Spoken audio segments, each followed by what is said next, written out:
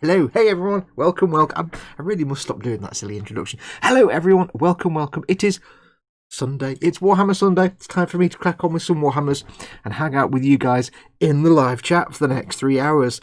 Guthorm needs glasses. He's been having trouble reading things, so he started wearing my magnifying lenses now. I mean, how cute is that?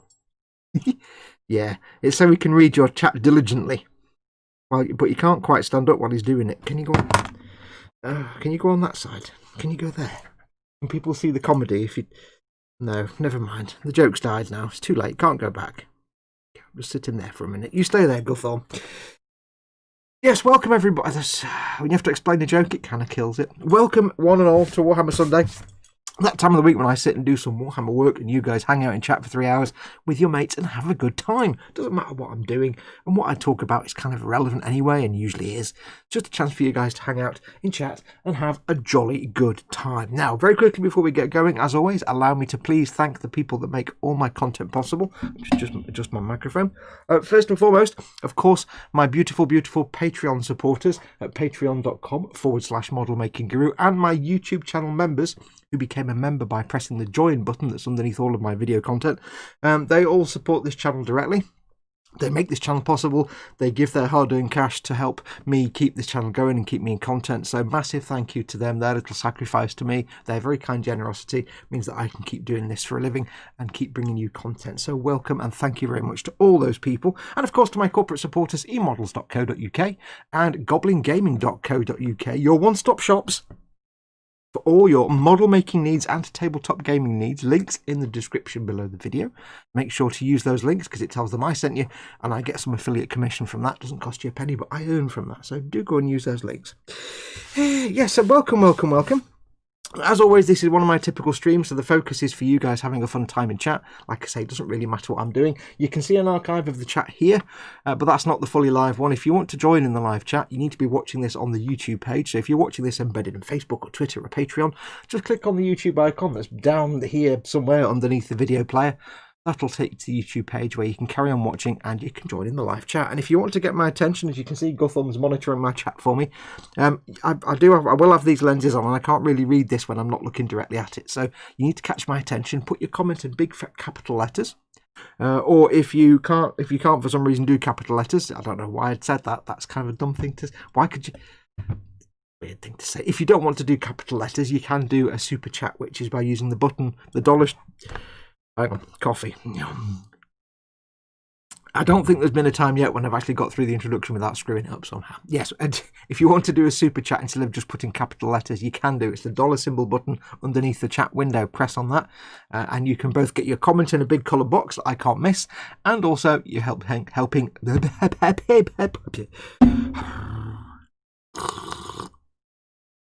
Shall I just groan now? Oh, look, I'm home. Oh, well, let's carry on. Yes, you're helping the channel, supporting the hammer. Oh, I'm going home. I'm going home. You're helping to support the channel by doing a super chat, because it's little income for me as well. But it also means I can't miss your comment then, because you get a little animated thing up here and you get a coloured box there. The Orc vehicle. But before we do that, I've got some mystery packages to unbox. I decided to do them today, so we'll be doing that first. But very quickly.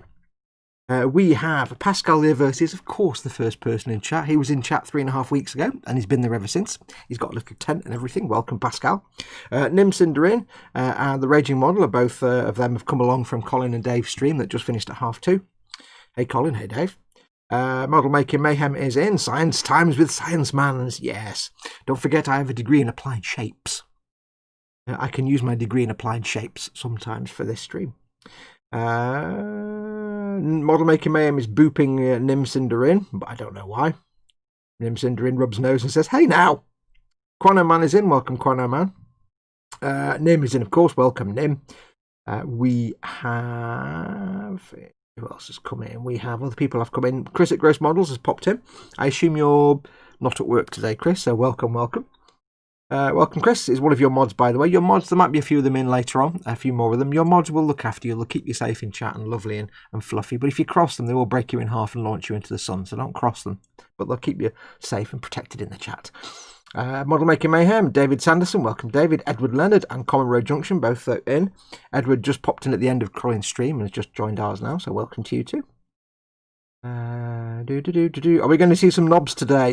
You won't be seeing any knobs, but you'll be seeing some orcs and grots. Knobs are the more powerful. I don't know if I remember this now. Orcs are the regular orcs, but then knobs are like higher up orcs that have better armor. They're a bit like Space Marines compared to Imperial Guard, I think. And then mega knobs are like the even more powerful. They're like, I think you've got like orcs, which would be like your Imperial Guard. You've got knobs, which are a bit like Space Marines in Orc terminology. They've just got a bit of armor. And then you've got mega knobs, I think, which were like, they'd be like Terminator, they'd be like Space Marines in Terminator armor, I guess. It's not quite, I think I might, if I've got that wrong, because I'm kind of doing it from memory, I'm not a big expert on, I was about to say knobs, but I would say orcs is probably safer to say. Yeah. But do let me know. I think that's how it works. It's not exactly the same. It's like an analog. It's like you've got orcs, knobs, mega knobs, and so on and so on. Something like that. I've probably just got demonetized like 5 times over now. Thank you very much.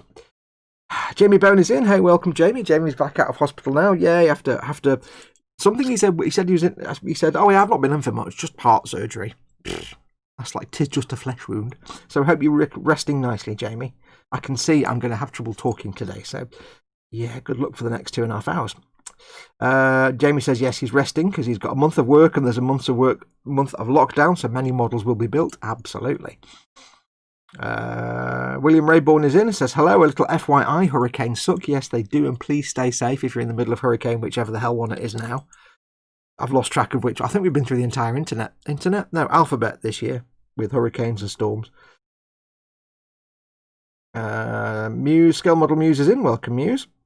I've got a burp. There you go. Sorry about that. William Rayborn. We have Gross Models. Don't know about Beautiful. Hi, Muse, and the rest of you all. Sounds good. People talking to each other. All right. Well, I'd say you're beautiful, Chris. You're beautiful to me. There you go. All my patrons are beautiful. Where are we on about now? Professional start as always, says Chris. Absolutely. I think your brain is short-circuited, says Nim. It can't short-circuit because that would require it to actually be circuited in the first place. And within 5 minutes of me starting my stream, Chris is already pimping Ted's stream. I don't mind. Yes, Chris just reminds everybody, don't forget tonight is a special Ted and Chris show on Ted's channel. Yes, if you remember, normally on a Sunday evening, about 8 o'clock, it's Chris does his WARHAMMER Sunday. But over the last couple of months, they've been alternating between Chris and Ted, who's doing a Baneblade build on his channel. And then every other week, I think they do like a double stream together. But tonight, it's Ted and Chris doing a joint stream on Ted's channel. I know. It's it fills me with dread with all the buttons that need to be pressed and what can potentially go wrong. But I think they've managed to get it under control now. So yes, that'll be tonight. Is it 9 PM, Chris? I'm guessing. I'm guessing it's 9 PM if it's Ted. 8:30, 9 o'clock. So do let them. You probably have already said in chat, but he's already put a link in chat. There you go. Yeah, so make sure to watch that tonight. I love watching Chris's Warhammer stuff anyway, but I'm really enjoying Ted doing his. Because like Chris is a neophyte, let's say, to Warhammer, as is Ted, but Ted has an extra little bit of innocence to him about the Warhammers. So it's just great fun to watch both of them. Get your mega out, says Chris at Gross Models. And then he says, knob, get your knobs out, yes. Orc Society is based on the bigger orc is the bigger the orc is, the bigger his social standing, says Mayhem. Yeah, because if you bash all the heads in, you become the one in charge. B3 is in. Afternoon all. Welcome, Steve. Everybody's saying knobs. Gross Model says 8:30 GMT, and it's okay. Chris still has the buttons. In that case, we can be assured that the stream will work. So Jamie is totally like the Black Knight from Monty Python. Asks Quallaman. Yeah, because if you weren't watching my stream on Friday, the Fallout stream, he says, I'm going to paraphrase now. He said, I've been in hospital, and we're all like, oh, hope it's nothing too serious. Hope you're okay. Yeah, it's nothing major. Just heart surgery, and I'll be back out tomorrow. And we're all like, nothing major. Don't know. Hardcore, Jamie. You are your hardcore man. And then B3 says, yes, it's not going to work if you give Ted buttons. You should never give Ted buttons. Right. So that's everybody in chat right now. There are 30 people watching. Thank you very much for watching. There's not 30 people in chat, though. I've got coffee. I'm silencing the shit out of this coffee. I've given up the thing of not swearing, you know. I'm not going to swear a lot, but I might do the occasional slightly really, like that. I'm not going to say really bad words. But it's hard work not swearing, especially when I swear on the Fallout streams because they're swearing in the game. I've just lost the will to not swear now. So I might do the occasional slightly rude word, only little swears. What was I talking about? Yes, so if you are watching this and you can't see the chat, do come and join the live chat. You don't have to, but it'd be great if you did. Now, we are going to crack on with the Kustom Boosta-Blasta, which we're in the middle of building. But first, before we go there, we have some boxes to undo. That was the worst Scottish accent ever. My father is oscillating wildly in his, I was going to say grave, but he's in a jar. So, in his jar. He's not, then again, kind of ashes can't really oscillate. He's probably just, there's intense Brownian motion occurring and atomic collisions in his jar right now because I did the worst. He's from Glasgow. He was from Glasgow. So, yeah. So, we have some boxes to undo. Now, I've got 5 boxes, but I'm only going to show you 4 because one of the boxes is actually still in quarantine for a day, but it's my next E-Models build that will be later, well, at the start of next year, maybe. Not going to happen until maybe next year, so I don't want to show it to you now. I'll reveal it on the E-Model show. But we have this box. We have this pink little Samney box. We have this box, which is...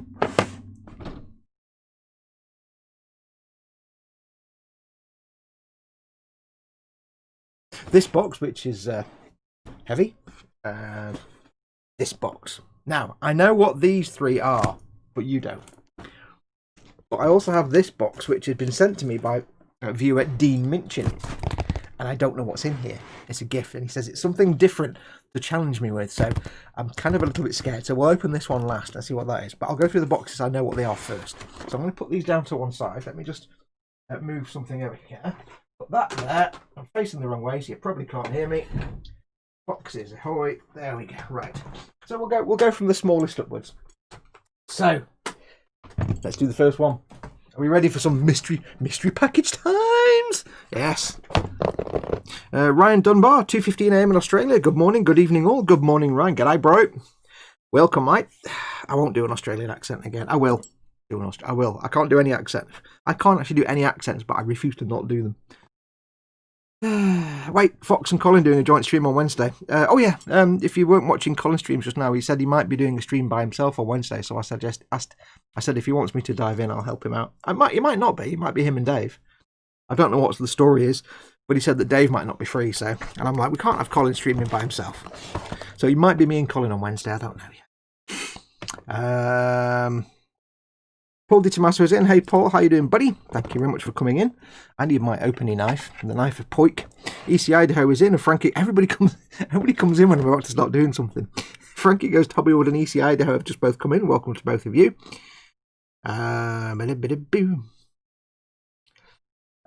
Jamie says, Quano Man, do you mean me when he said about the Black Knight? Yeah, because the Black Knight is like, 'tis nothing but, like, he has his arm chopped off and he's like, it's just a flesh wound. We're commenting on the fact that you consider major heart surgery. Not much. We're quite impressed by that.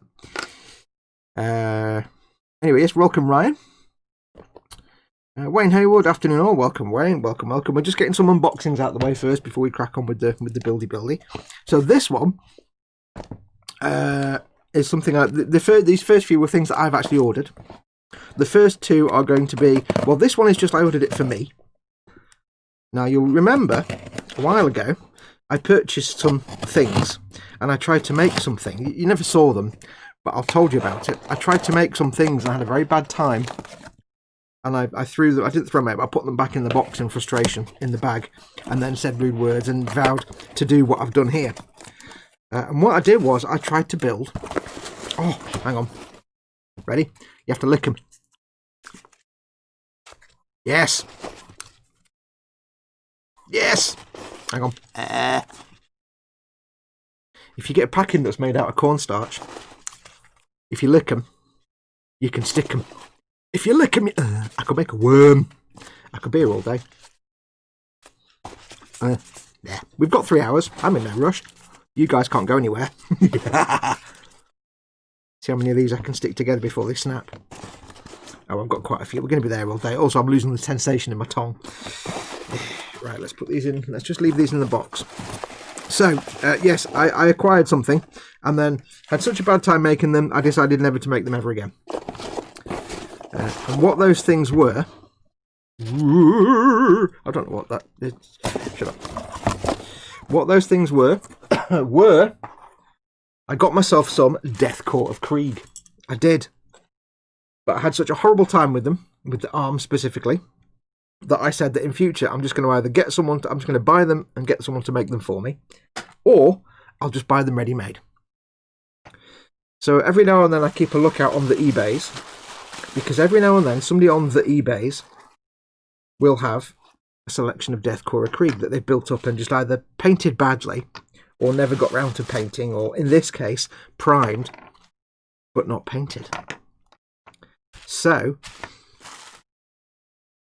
I've gone from having a squad of 10 Deathcore of Krieg firing that I couldn't assemble because all the arms were in the wrong place, and the first 3 got the wrong arms and then it went downhill from there, that I can't use it to do anything with. Almost got a good base.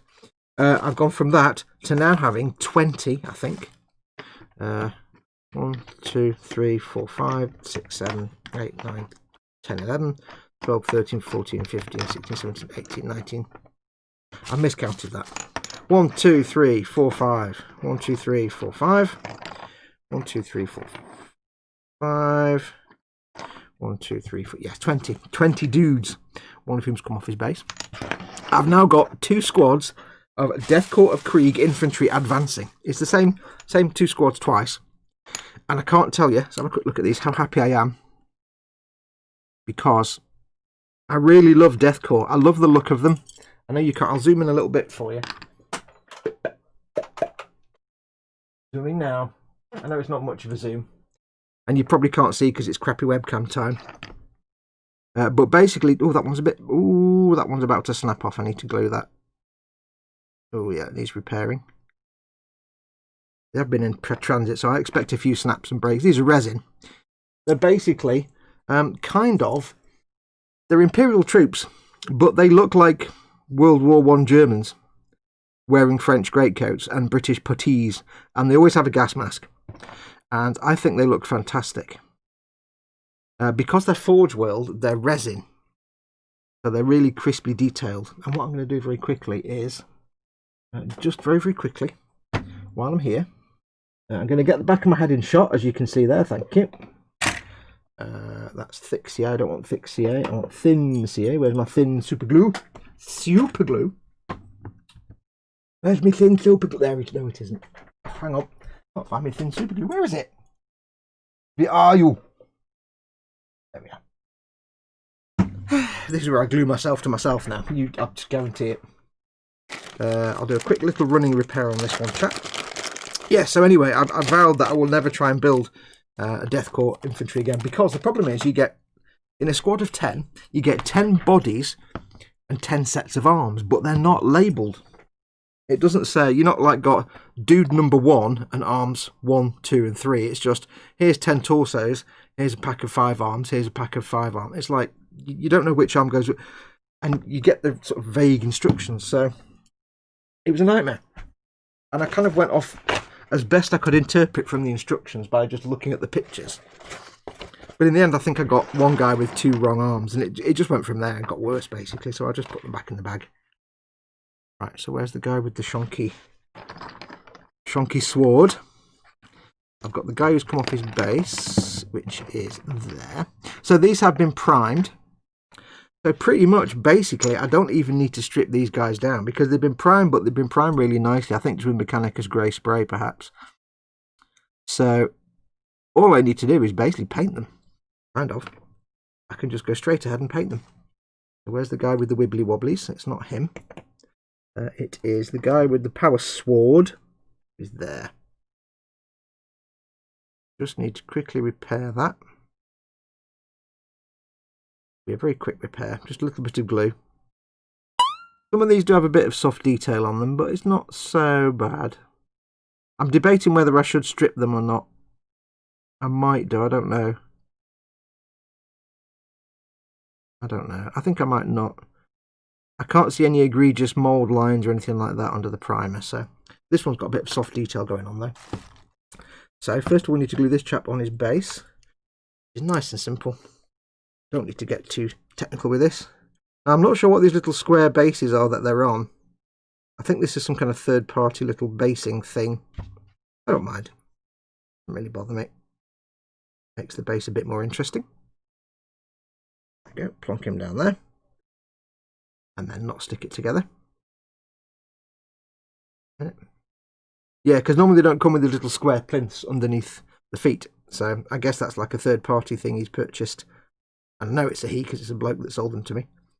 That he's purchased. Now the beauty of this is, like I say, the difficulty with Forge World stuff is it's not cheap. So a squad of 5 dudes is of these like squad of 10 dudes is like 45 quid, which is not as cheap as plastic. Plastic's a lot cheaper. So that guy now, is it this one? Yes. Plastic is a lot cheaper. So I live for the day one day when maybe, hopefully, if there's a god, there isn't a god, but if there was a god, he would perhaps consider making Games Workshop do plastic deathcore. That would be the best thing ever. It won't happen, of course. Test this little squidgy. Make sure there's glue coming through. No, I've got a blockage. Oh, fudge-tastic. Okay, this is where we have to get messy now and get a pin out. Yeah. Let's see how quickly I can glue myself to myself. The problem with thin super glue is it goes everywhere and it's a nightmare. It is literally a nightmare. If you just get a drop of it outside the jar, the bottle, it's just, you may as well just coat yourself in it and leave it at that. So I'll get a pin. We'll just quickly stabitate that. Yep. It just got blocked a little bit, that's all. A little bit of stickily goodness in there. Put that back on. There we go, job's a good one. So all I need to do is put that back in there. I just want to put, he's got a little bit of a weakness where his hand meets the blade of the power sword. So I'll do it on camera. I just need to touch a drop, a tiniest of drops of super glue. Just to kind of lock it in a bit. Because it is a very weak little joint, so a little tiniest, this is thin CA glue. Oh, and that went everywhere. Never mind. Wasn't paying attention and it all splooged out. It is thin CA glue, which means it should hopefully not be too aggressively splodgy. Just give it a quick zat of the setting stuff. Didn't get any on myself. Woohoo! Not much anyway. Blow. And it should hopefully just reinforce that a little tiny bit. It probably won't reinforce it that much.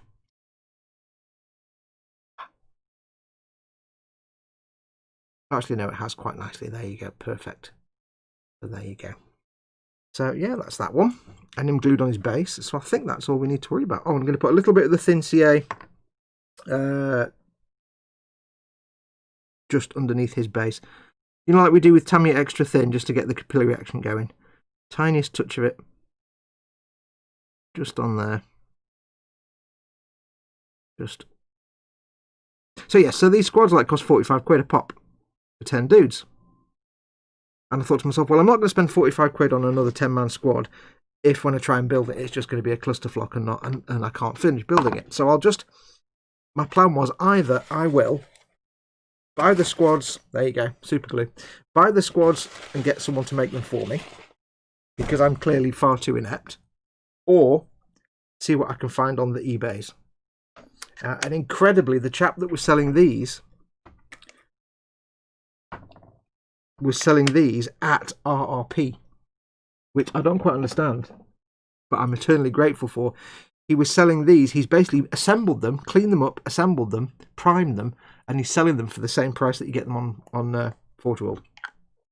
So this cost me exactly the same as going to Forge World to buy the kits, but I didn't have to make them. So I'm incredibly grateful to the chap that was selling them on eBay. I've got tissue paper stuck to my thumb now, and it's not painful, it's just annoying. So yeah, I didn't quite get that, but I wasn't going to say anything. So yeah, so I got myself 2 sets of these, treated myself. So now I have a hassle-free squad of 10 Deathcore that I can at some point get around to painting. Yay! And going forward, I will get myself more Deathcore. I do intend on building up a little Deathcore army. It'll be satisfying to... Can I get this off? Hang on. Oh yes, look at that, peeling it off like PVA glue. So I will build up, now I've got 10 of these guys. I've got a couple of tanks from Forge World that I'm going to do as Deathcore. I've now got 10 dudes. And over time, I will build up my Deathcore forces. I mean, there'll be you can get little 2 or 3 man squads like the heavy weapon squads where it's only got 2 dudes. I'll quite happily make those. But when it's a 10-man squad, yeah, I'm not going to be building them. So it may well be that I make inquiries to my friends who are experienced in such matters. I'll put them over there, actually. And get them to build them for me, or I might just keep checking on eBay. And that's the beauty of eBay, you see. You can find some amazing things on there. I was expecting to have to buy a squad of 10 or something and then repaint it. I mean, strip it down and start from scratch because somebody would have painted, but it's just not painted, just primed. More than happy with that. So to the chap that was selling those, whose name I've forgotten, Chris something I think, massive thank you for selling them at basically no profit to yourself, unless they're Chinese knockoffs, in which case he's probably made a profit on them, but hey, they look pretty good. So there you go. Fox is spilling glue on his desk and Chris is getting drunk. It's a good start to the show. Why is Chris getting drunk? If I'd been in the cellar and you Fox had bought them, I'd have pulled the arms off, says B3, you swine. It would have been cruel to Fox. What's that? Oh no, arms lost in transit, it appears. It would have been so funny if all the arms had come loose, says Chris. It would have been torture. Oh no, all the arms have come off. Oh. I mean, like I said, they may well be like China. There are like recasts. You can buy recasts of Deathcore, which I personally wouldn't buy if I could buy. It sounds really weird to say it when I don't want to buy the original kit from Forge World myself, but I'd rather, you know, buy an official Games Workshop set from somebody else that they already assembled, because at least I know Games Workshop's made, you know, the profit from them, and it's paying for them to keep making them. If everybody just bought the, you know, the recasts, then Games Workshop are like, well, we never sell any, so we're not going to make them anymore. So, yeah, but they might be. I don't know. I have no idea into the provenance of these. Anyway, let's have a quick look at chat. Conroe Junction, I'm selling my Space Marine army. Anyone know how I could sell them? It comes with a carry case, dice and everything. Stick it on eBay. Take lots of photographs. Stick it on eBay. I'm not drunk, it's a little warm in here. I love you all. It's lovely around here, says Chris. Colin at Feta 67's workshop is in. Just writing out people's names. Welcome, Colin. Welcome, my friend. I may or may not have put the new Gazgul on my wish list from Gobbo Gaming and shown it to the missus, says Mayhem. This is correct. I don't know about showing it to the missus, unless your missus is a keeper and actually doesn't mind you buying this stuff, in which case, kick ass. To my eye, they look like New Vegas NCR troopers. I think that should be your paint scheme. Ooh, Yeah, but then again, it's going to be similar to my Imperial Guard because it's kind of deserty colours.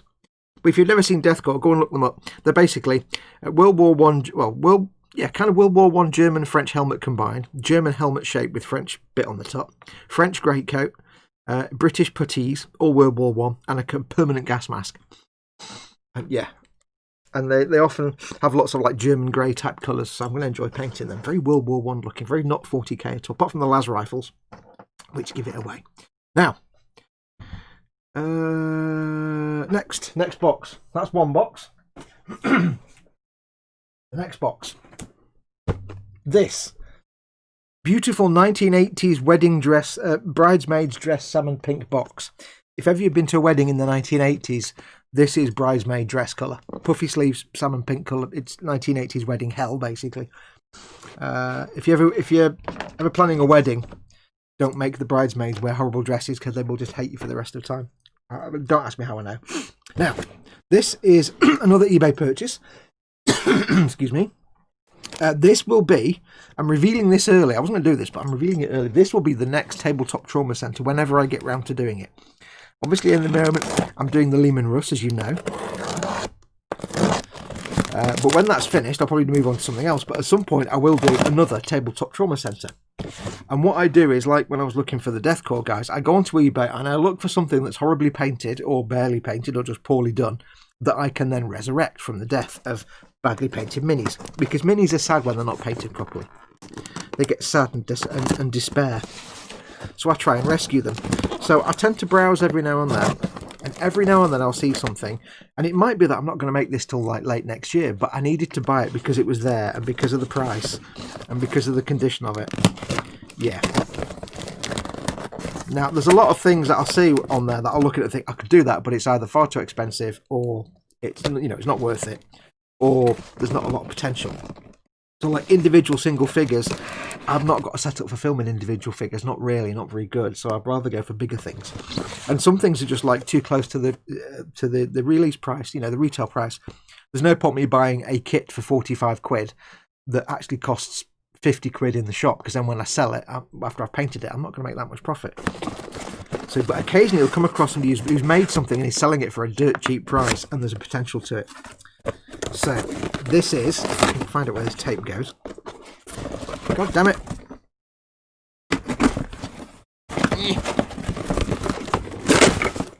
Right. I'll give you a clue. There's a clue.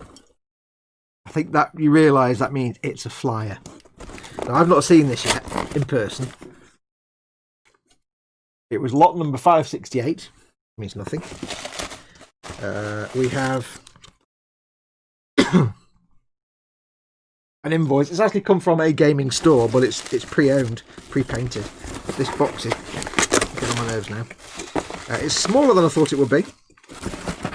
I'll give them a free plug. It's come from Level Up Gaming. Store credit for old unwanted models. Looking to get rid of some old unwanted models? Would you like store credit towards new models or accessories or even cash? Level Up Gaming would like to hear from you. They'll trade your thing in and then flog it on eBay, is what they do, clearly, as well as save things. What's their address? lvlupgaming.co.uk. There, give them a free plug. I'm not affiliated with them. They're not sponsors. I've no idea who they are. They might be terrible. They might be brilliant. I don't know. Right, are we ready? I present to you the next Tabletop Trauma Centre build at some point is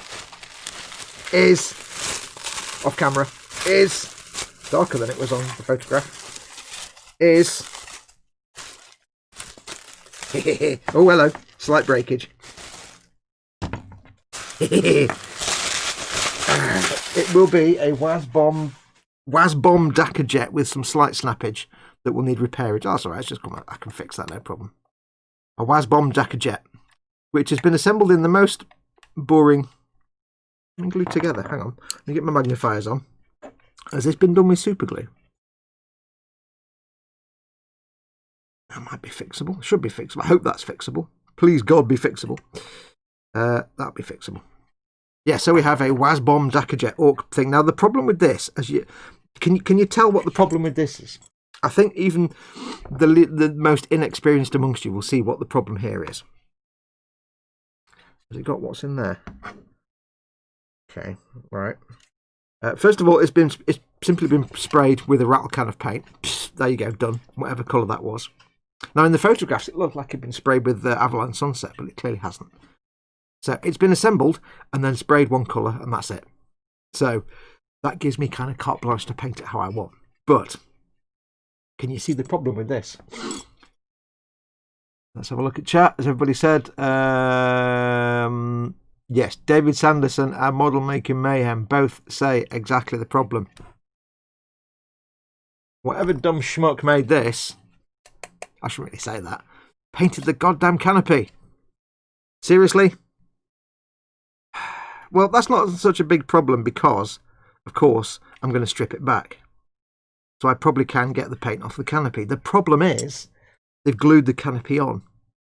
And it's probably been glued, although this bit's stuck on the end with not been painted. It's probably been glued with regular plastic cement. That's a major problem because I strongly suspect that whatever's in there, assuming he's even built the cockpit, is not painted.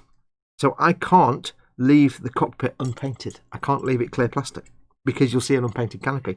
And if it's been glued with plastic cement, I can't get the canopy off. So I think basically I'm going to have to just paint it with a painted canopy. So I'll just do it like black with a canopy frame because I don't really have a choice. He's glued both canopy parts together. So there's not much I can do with that, which is a shame. But other than that, we'll have some good fun. I don't quite know what's going on with some shiny things on the engine here.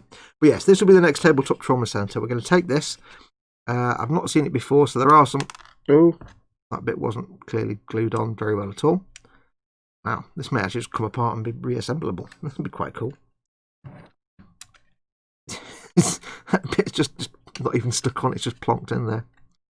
So we'll get that back on there in a minute. Oh, go on you go. There we go. Somebody stuck that on there. Yes, it will be stripped down and repainted. There are some grievous bits where it's a bit... there's a big gap there where we've got a big gap between the parts and the glue's kind of done that stretchy thing that glue does when you stretch the plastic. Yeah, so that's not very nice. Got thumbprint in it there. That could be in the paint or the glue. We've got thumbprint here. I'm going to guess it's been assembled with plastic cement, but I don't know. I could be tempted. There's kind of... They've sprayed it... It's blue plastic, and I think it's blue plastic. And they've sprayed it brown, but there's also like a metallic sparkles on here, so I don't know if it's been primed over a paint, or I don't know what they've done. It's been painted and then primed over with brown. I'm not quite sure what the provenance of this, or the history of this is. Very weird. There's hairs in the paint. So what I'm planning on doing with this, now I've seen it in person, is strip it back, repaint it. But what I may do is add some greebles and plating to it to cover up like this bit here where there's this gnarly glue stretch. What I could do is put some plastic plate over it and add some rivet to make it look like they've had a bit of damage and they've put a piece of metal plating over it. Because it's an Orc vehicle, I can kind of do what I want. I can add extra plating and rivets and details just to Orc it up, so there's no harm in that. Now it is a shame it's not actually the WAS bomber Dakar jet, it's just the Dakar jet. They've just built it as a Dakar jet, I think. But yeah, I can have a lot of fun with that. And the main fun with this, excuse me, burpage. Oh, mackerel. I love mackerel, but not when you burp. The main thing with this is going to be the paint job. So yeah, we'll have some fun with that. So there we go. That will be the flyer. The next tabletop trauma center will be the Orc Flyer. Yeah, that's it. Not even painted that bit. That plastic's grey, and this plastic, I don't know what the history is here. It's got blue and it's got brown. I don't understand. Put that to one side. There we go. You go and play nice with them little men's. Quick look at chat. It's smaller than I thought it would be. I had a girlfriend who kept saying that. I still have no idea what the heck she was on about. No, me neither. But I can't see with the blast shield down. How do you expect me to fight, says Chris. Can't see with the blast shield down. Use the force, look. I might have that canopy amongst my bits, Fox, says B3. You probably have, but if it's glued on with... This is the thing, see, if it's glued on with super glue, I can put this in the freezer and it will just pop off. Unfortunately, everything else will just pop off as well. I'd have a kit, basically. Which, there is a big seam line, mould line down there, so that wouldn't be the end of the world.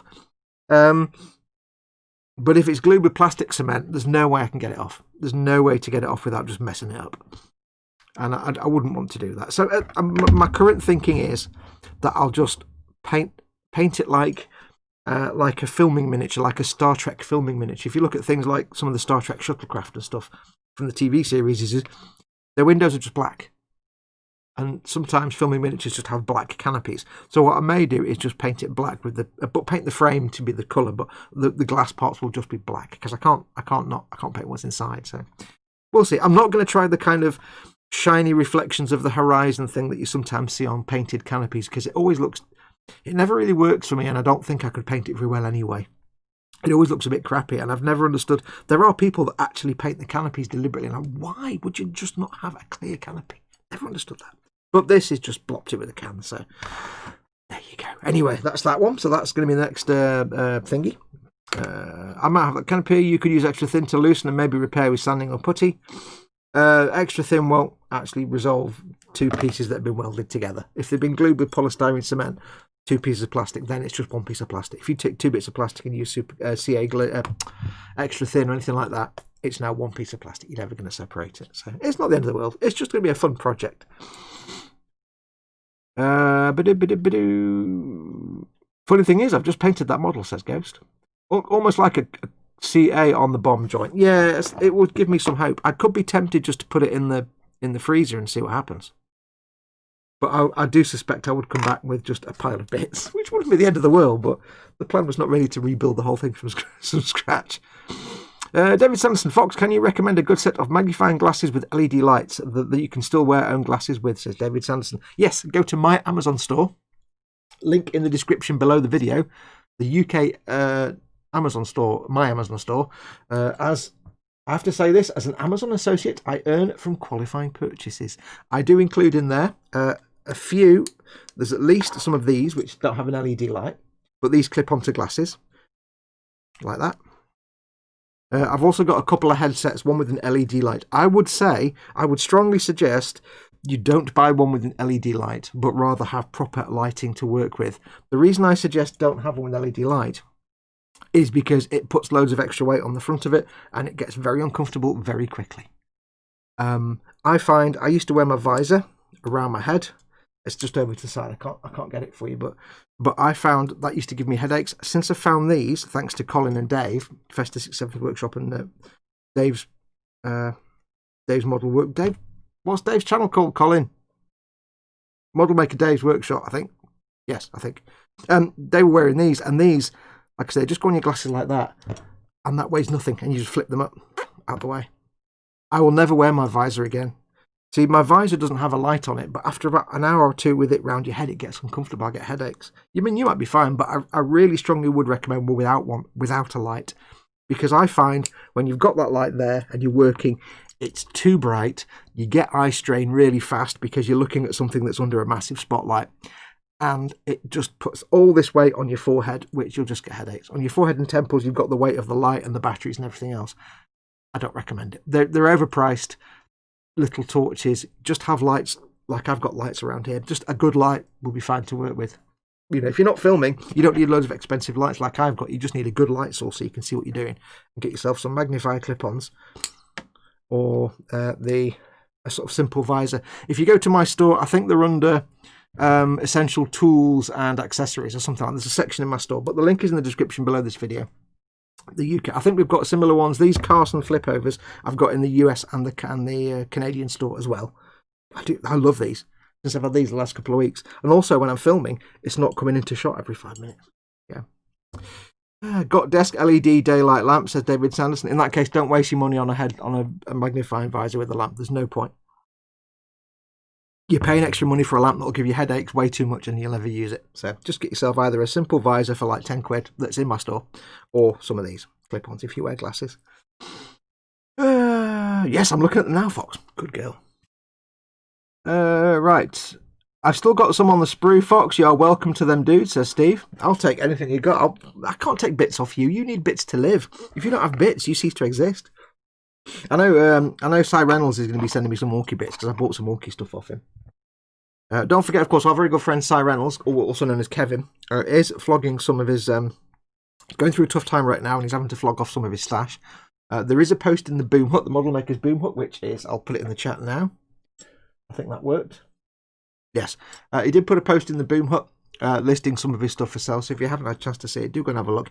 He's selling a lot of his stash. He's in a bad situation at the minute. And he needs to get some money coming in, so he's selling some of his stash. And you will be buying a kit, not a model, a kit, from a Golden Demon winning Games Workshop painter. So you can trust him. He's also one of our friends, and he's a mod, so he's trustable. Right, next box. This is something I've ordered. Now, as many of you know, for the last couple of years, I have been supported by the good guys at goblingaming.co.uk, your one-stop shop for all your tabletop gaming needs. And the plan was, of course, that I'd be doing lots of content for them, like I do free models. It never kind of happened over the last year, because I was doing George's Cesabe, and then I was doing the E-Models Falcon, and then obviously the World caught fire and Chocolate Velociraptor, so I never got round to it. However, I've been in touch with them lately, and I'm going to be doing what's in this box as my first Goblin Gaming build, sort of. I've actually bought this myself. It's not one they've sent me. I bought this myself, and I bought it for myself so I can sell it. But I'm going to build this on Warhammer Sundays. But then when I paint it, I'm going to paint it for them, for their YouTube channel. So it won't be on my YouTube channel. It'll be a video series that goes on their channel. But I'll link to it and pimp it like I normally do. Because I said I'm supposed to be doing video content for them. I never got around to it. So, but anyway, let me just make sure there's nothing incriminating in the box, like a receipt or a... ooh, what's this? Thank you! As a thank you for your purchase, here is £50 to spend on some out-of-this-world wine from our friends at Virgin Wines Online. I will not let Mama Fox see that. Yes, that will... Thank you very much, guys. Yeah, that will end badly if I give that to Mama Fox. Now, the first thing that's in this box... Let me just put this over here. The first thing that's in this box is some base brushes. Yeah, I love these base brushes.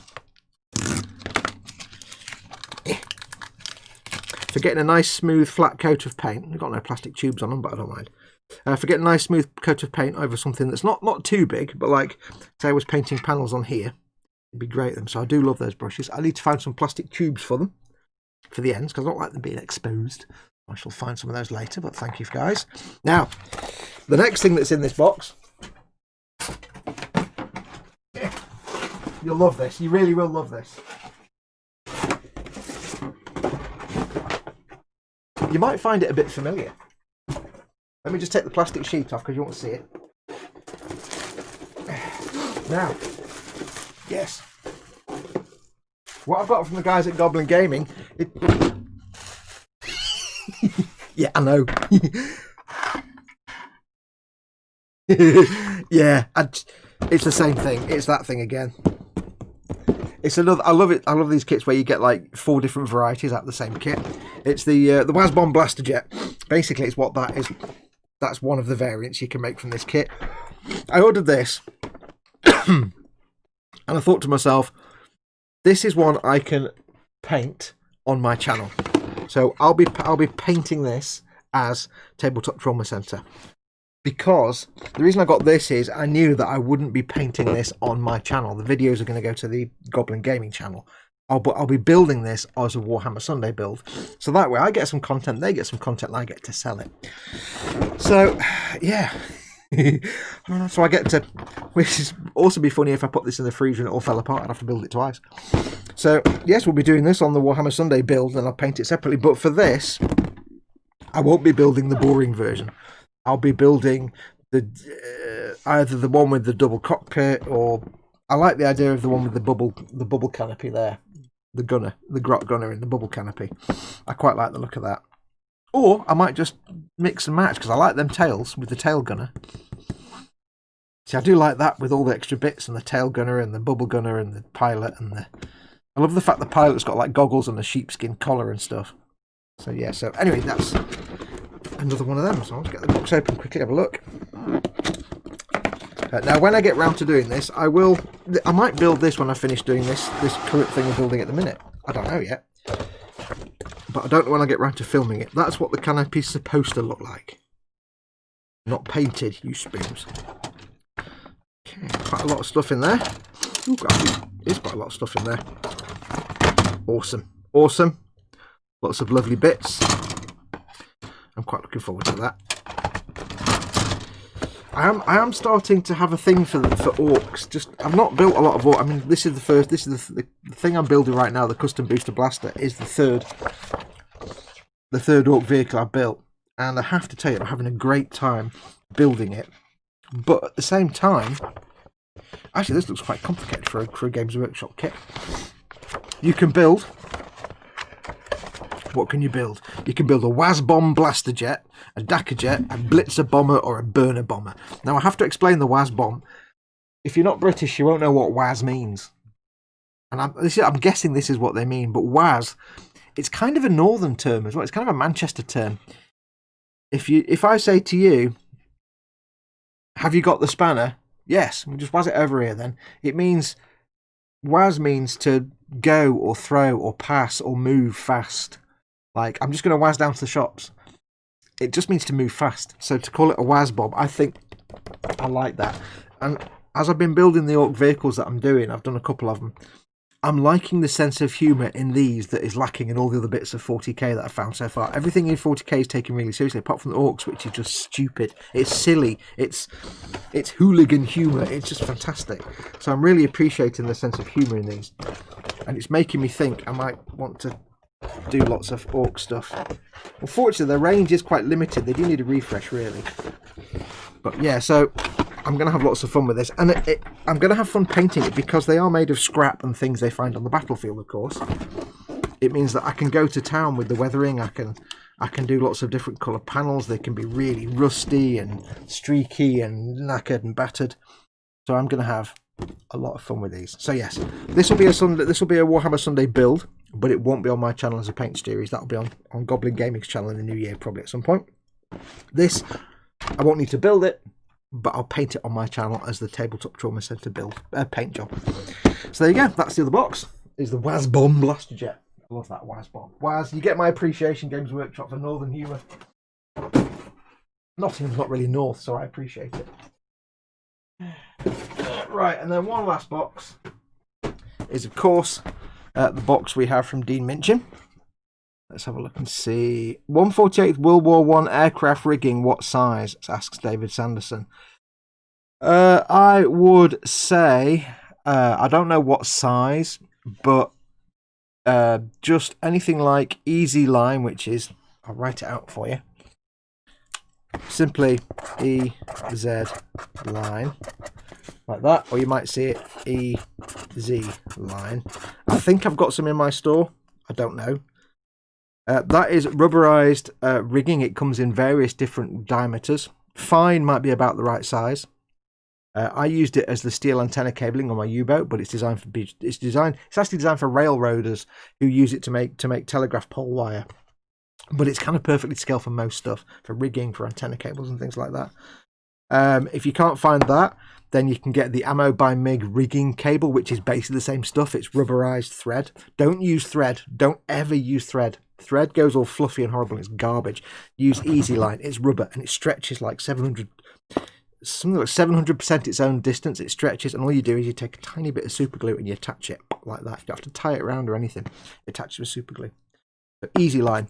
I think I've got some in my store. If not, I know E-Models have some of the Ammo by MiG rigging fibre, which is the same stuff, basically. But it's rubber thread. It's not actual thread. Don't ever use thread. Thread is horrible. Now, I don't know what this is.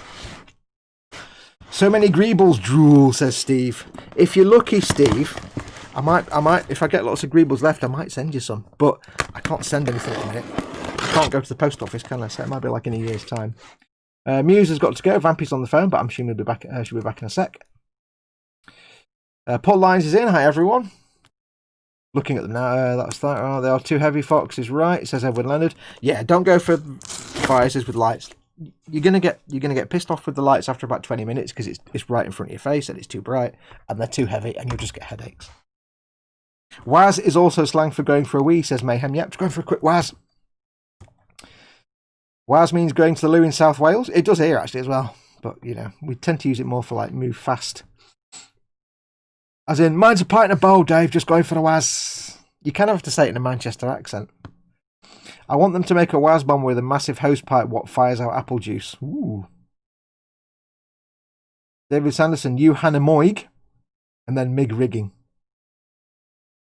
If it looks like apple juice, you need to go to the doctors, especially if it's the fizzy stuff, says Chris. Yes. Now, this is a package from Dean Minchin. He contacted me and says, hey, Fox, I want to send you something. It's not what you normally build, but I think it's an interesting challenge for you. This could be anything. I've got no idea. So I'm going to just make sure, because there might be a letter. I'll just open the box first. This could go horribly wrong. There's a note at the top. I haven't looked in the box yet.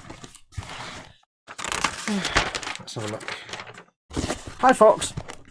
He says, I've been a fan for a few years now, and I can credit you with the stash of Gunpla I'm slowly working through. Your videos have been a great source of guidance and inspiration that have helped me get more out of the hobby. Thank you very much. Unfortunately, I really can't get into the miniatures game, but I can appreciate the 40k aesthetic, and to that end, couldn't resist picking a couple of these fellas up, and another as I was intrigued to see what you do with one. Thanks for the great content, Dean. Did I say Dan? Not Dan, it's Dean, you fool. Dean Minchin. Cool. So 40k, huh? Interesting. Let's have a look and see what you sent me. Yes, you're more than welcome. I'm glad I've managed to inspire you into the shenanigans. I'm proud of the fact I've managed to make so many people bankrupt. It's quite an achievement. Right, we've got the packing nuts. Yes. Yes. Yes. They're proper ones. Good job. Right, we'll get these out first. And then I've not looked at them properly yet. I can't see what they are. Or it is. Or they are. I don't know. Warner Mutton. Strange packaging. Anything else in there? No, good. Packing nuts galore everywhere. Right, what is this? I'm not really looking at it properly. I've got my eyes half closed, so you'll see what it is before I do. It feels like I'm not really looking. I'm kind of half looking. I saw the Warhammer logo, but I've got my eyes closed now. I think they're half closed. What is this? Wrapping paper. What is this? Oh, dude. Oh, I can make something of that. Dean. Oh, that is awesome. I was going to be getting one of these, but it didn't. It fell through, unfortunately. I was going to be getting one through Cy Reynolds. For various reasons, it didn't come off. And I was like, oh, well, never mind. Awesome. Awesome, awesome, awesome. As I was trying to unwrap it and I could hear this, I'm like, is it one of them Space Marines? I've got to get this out now. The artist proof, so it's basically unpainted. I need my knife now. Excitement. Oh, awesome. I've got to tell you, I know I'm late to the Warhammer party, and all the traditionalists will hate me, but I'm a big fan of the Primaris design compared to traditional Space Marine design. I just think they're much more convincing. McFarlane toys. I do have a small collection of McFarlane stuff. I've got a lot of Halo figures, but I've got original, like Halo 1 era McFarlane figures. Let me get me little nippolators. I said nippolators, didn't I? Yeah. Dude, Dean, thank you this is not cheap, man. It's a very, very, very lovely gift that I can't get out of the box.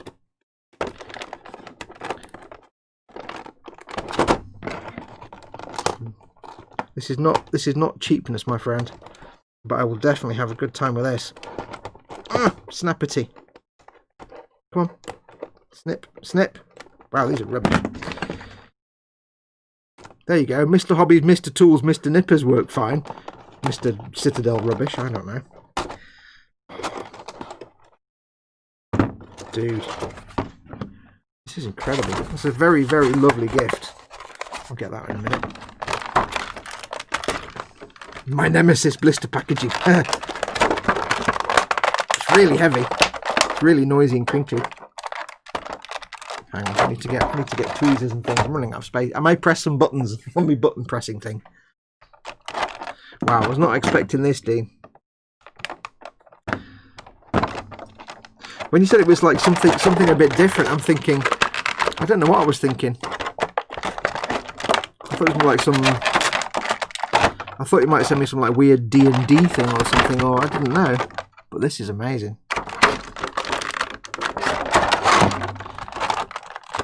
So I'm not going to try and get this out because I'll be here all day, I think. I need to take my time and carefully get that out. But you can see from there.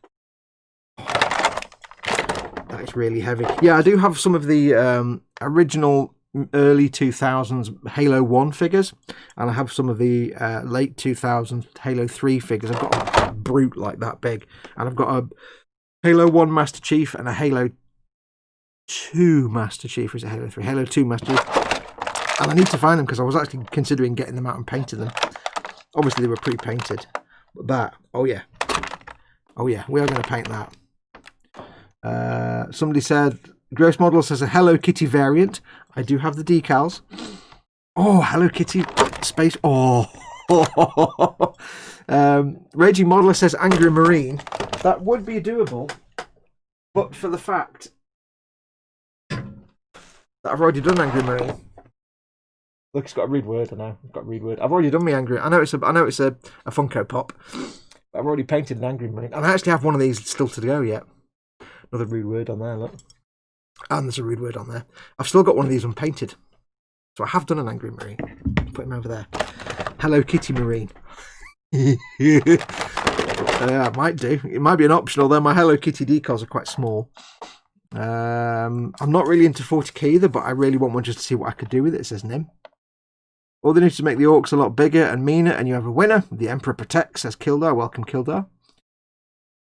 Note to self, send Fox a box with just lots of packing peanuts, bubble wrap, and local newspapers. Local newspapers are always a hoot. Oh, that's incredible. Dean, this is an incredible gift. Thank you very much, my friend. That's very, very kind of you. You crazy fool. Spending all that money on a spoon like me. I'm very, very grateful for that. That is beautiful. I will, of course, have great fun painting that. If any of you have got one of these and you've taken it apart to paint me, drop me a message on Facebook because I need to know how to take it apart without breaking it. I'm led to believe they just pop apart, but I don't want to just force it. Like when you do the Funko Pop, to get the head off, you actually dip this in boiling water and then it softens the plastic around his head and you just pop his head off and the bottom bit of his head comes. You have to glue it back on again. But you just pop the head off. And you can pop the rest of them apart, but I never did. I painted them all in situ. But for this guy, I don't just want to go in half-arsed and break him. It's beautiful. It's a beautiful sculpt. It puts GW to shame. See if we can snip this bit off here. Where's my proper knife? Where's my proper knife? Give him a spatula. Oh, yeah. Maybe I should make up a chapter that has a spatula on their chapter markings. I mean, somebody's got to make the food, haven't they? Somebody in the vast imperium of man has got to be in charge of making the foods. Can I get him out yet? I'm always wary of this kind of packaging.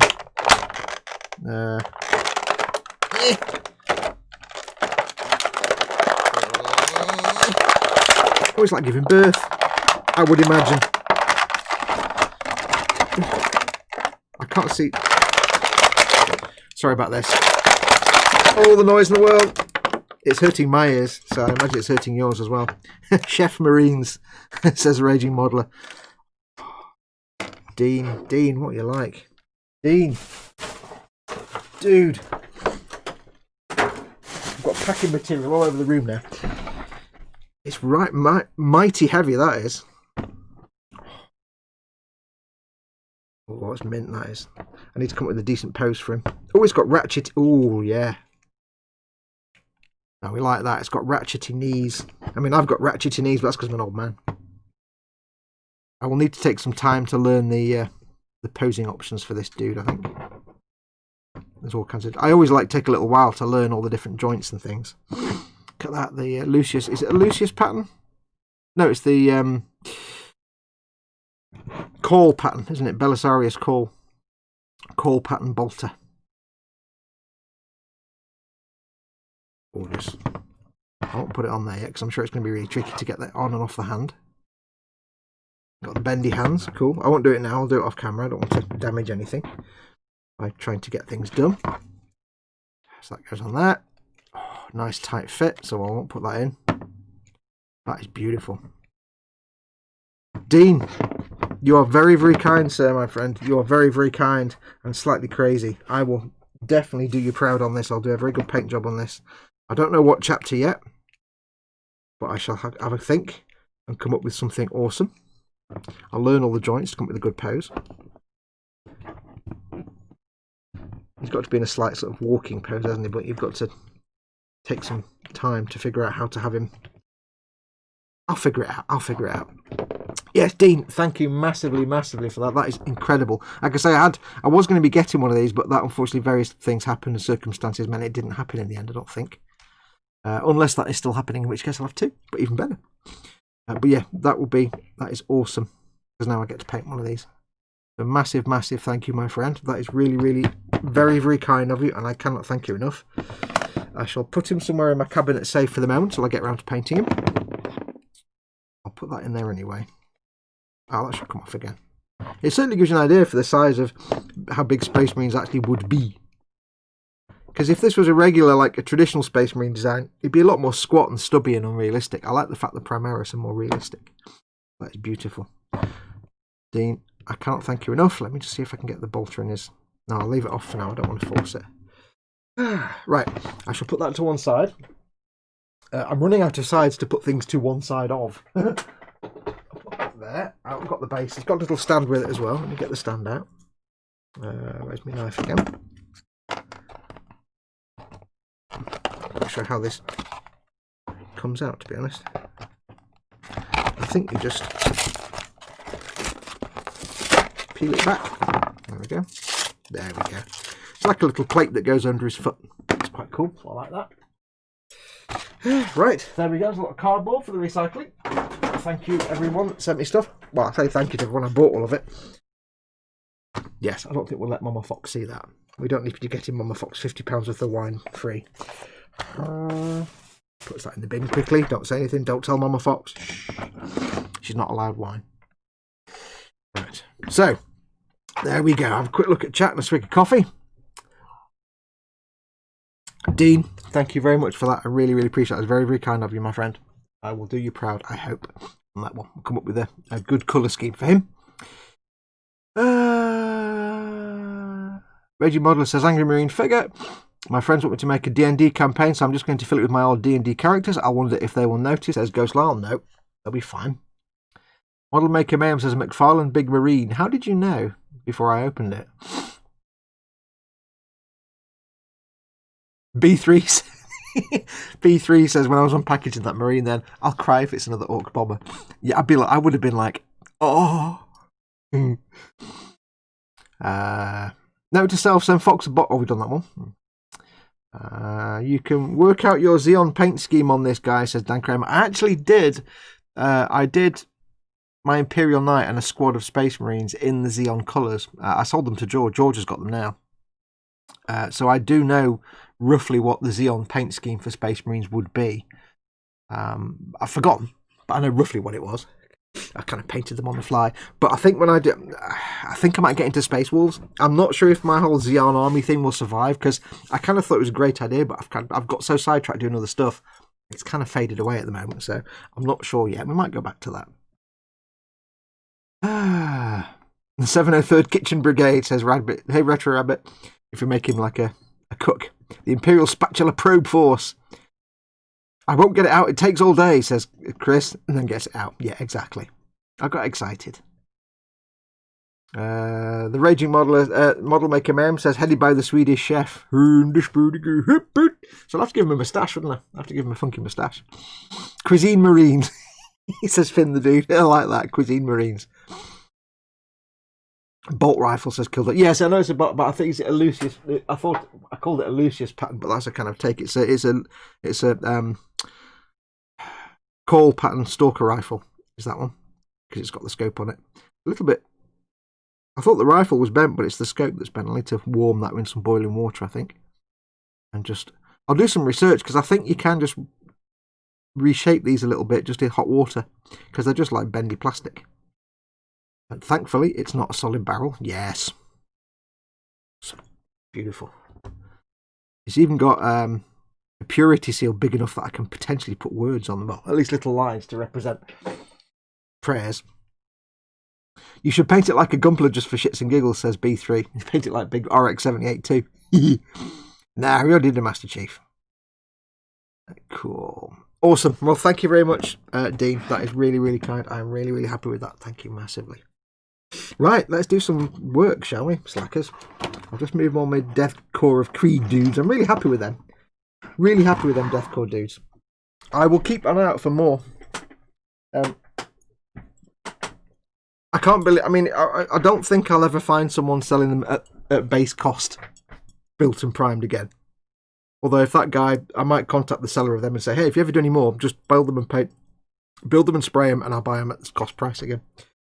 Because... yeah. Right. I was normally you just have to kind of hope that, because what you'll sometimes find on eBay is that somebody will come along, they'll be selling something, but they won't really know what it's worth. So you'll find like somebody selling an Imperial Knight built and painted, and not painted very well, for like 50 quid.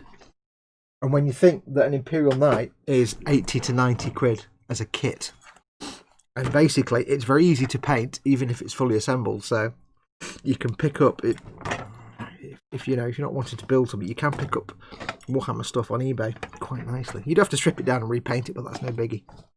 I need to wipe my nose because I'm getting the runny nose of video streaming. Hang on, and then we'll crack on. There we go. Really pleased with those. That was a good haul of boxes. I do have one more box, but I can't open that because that'll be my E-models build for next year, or for the start of next year. I've got the sniffles. I do apologise. You may have to live with them. Right, so we were doing the Kustom Boosta-Blasta. We built the base chassis there. So we've got the cockpit there, and we've got the engine gubbins, or the gear wheels. And we have the engine gubbins there and the gears for the diff at the back. And the best thing is, there's like, on the floor there, you won't see it, I'm still zoomed in, I know, there's actually an adjustable spanner, like a monkey wrench on the floor. And it's even got like the two jaws, and it's got a little tiny, like, tension dial, like a pressure gauge. You can just see it there. The funny thing is, you won't see that. Once all that's assembled, you won't see it. But I also like the fact that it's kind of like a spanner in the works. It's like an adjustable wrench. It's spanner in the works, you see. I like that. Yeah. So, we have the bits in here. We have the sidewalls.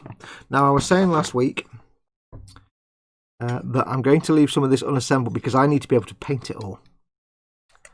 And I can't paint the interior if all the walls are on. So what I'm going to do is... we will have on camera there. I'm not going to glue the walls on yet, because they can easily glue on, glue there, glue on that, bong. I can do that once it's painted because that's not hard at all. I can scrape glue away. Whenever you're like working in sub-assemblies, you have to consider when I'm putting it together and gluing it at the end, can I do it without taking half the paint off with the glue? Because glue will strip the paint away if it's particularly badly done. You've got to be careful, you've got to plan it really carefully. But if I leave these walls off, then I can paint them. Now you can see a bit of the interior, a little bit. Probably not very easily, do it the right way as well. You can see the tiniest bit of the interior. It'd be really dark, and it will fit eventually. But you can see into there, so you might see that like spanner and stuff. But you can see it a little bit. So you still want to paint it, and I want to paint the interior here and the interior on the side walls. You've got the interior of the wheels there, so I need to paint those. So I'm not going to not paint the interior. Of course I'm not. But I need to plan it. So I can assemble all this. But if you remember what I said last week, what I do know is that I can't airbrush this. Or at least I can't airbrush the body at the back. Because when it comes to painting... when it comes to assembling this, I'm going to have to seal that gap. And then I seal that gap. I can do that. Oh, did I? What did I decide? I can do that, but I'd have to mask off all the other bits and bobs. So what I might do, because it's an Orc vehicle, it's going to be rusted and battered, I can just brush paint it. That's fine. That small amount of the bodywork, I can brush paint that. I can do all that, get it together, get rid of that gap, and then brush paint it, no problem. And what I could do is I could actually assemble that as it is, but I can't get to that. So we'll keep on with them sub-assemblies. I can glue these two bits together. The grill on the front, because I'm not going to glue the grill to the front because I'm not even on camera. I'm not going to glue the grill to the front because then I can't get to the front of the engine. I know you can't really see that drive belt and stuff there, but you can a little bit, and I'd rather be able to paint it. Like, that's not going to be a metal colour, that's the drive belt, that's the cam belt, so it needs to be, you know, not metal coloured. I'm not going to glue that on the front, but I will glue those two bits together. And we do also have to clean up these goddamn wheels with a big mould line, a big seam down the middle. I don't really know what to do with these. I can't fill it. I can possibly get the seam line off the little ridge that goes across like that. But there's no practical way for me to get rid of the mould line down the middle. I may just have to live with that having a mould line down the middle, or a seam line, and just say it's part of the tread. But if I don't know if you can really see, but if I get rid of the gap on these raised ribs that go across it, at least it'll make it look like a tread and not just a mould line down the middle. So I might have to just go for that, because I haven't got any tools that will help me file that down without taking the spikes off. It's a really kind of fiddly, tricky, pain in the arse design, if I'm perfectly honest. Yeah, so we'll figure them out. Let's see what we can crack on with assembling today. Thanks, folks. I've ordered some stuff from your Amazon link. I have to go now. Bye, says David. Thank you very much, David. I really appreciate that. Take care. And don't forget, as I am obliged to say every time, of course, as an Amazon associate, I earn from qualifying purchases. I have to say that. Required to say that by Amazon, so. But I appreciate that. Thank you very much. All helps my channel out at no cost to you. So let's glue some bits together. Let's glue some bits together. So I can paint these. I've got mould lines on these wheels. That's not as bad to clean up, so we need to clean them up at some point. I think what I might do is just get the sub-assemblies built for now, and then we'll come back to the tyres later, because it's kind of soul destroying doing seam lines on tyres. But let's get some... Ow! With the stabbing and the pointy... Oh... I could go off Orc stuff, you know, if it's going to all be pointy things that stab me. I could easily go off all this nonsense. Right. Right, so let's crack on, shall we? So we'll get some sub-assembly. Ow! God damn it. Every time. Oh. I spilled coffee on it. I need my sanding thing as well. Let me get that ready. So, visor down. Flappy visor down. Time to look at things. Let's get this assembled. That goes on like that. Just double check that's the right way. Yes. So that needs to go on there. Nice and simple. Let me know if you need me to zoom out, because I'm zoomed in, but it's not the best picture quality. But I'm kind of working on small things right now, so... Oops. I'll dump some glue in there, and we'll stick it on there, and... Done. A bit more glue around the edge. And like I said before, one of the things that's really attracted me to Orc stuff is this idea that it's all like scrap, it's all found stuff, it's all things they found on the battlefield and wrecked things they've cobbled together, and they use the Orcs have this psychic ability, or this psycho power, that they're just able to make things work by wishing them to work. I'll put this angry marine away. So they just build something without really understanding it, but because they really want it to work, it works. That's how Orcs do. So, you know, the Mechanicus can't disassemble piece of, Orc technology to figure out how it works, because it doesn't work if the Orc's not there to want it to work. So, but it means it's all found stuff, it's all bits of debris and plating and scrapped bits of other things they found on the battlefield and lying around. So I can have a whale of a time doing weathering and painting. They don't need to be neat and tidy. The instructions will always say, paint it, red if it's an Evil Sun's vehicle, paint it yellow if it's this, that, the other, like that's all red. I could paint it whatever I want. I mean, red makes things go faster, but it could be that I build it and it's just painted whatever colour the things were when they found the bits to make it out of. So a bit of red here and a bit of blue there, and, who knows. Right, where are we? Down chat. So we've done that. We've done the grill. I've not glued the dude in. I'm going to We've got some bits I need to glue on the chassis. I don't know what they're attached to. That is 20 and 19. We shall keep looking at that Ork Wasdaka fighter thing, and it's really making me want to make it. Right, so 19 and, what did I say, 20? 19 and 20, let's get them off the sprue. Let's find them first, because that's the hard bit. Oh, what am I going to do? 19 and 20 is... There's 20, yes. Little pistony bits.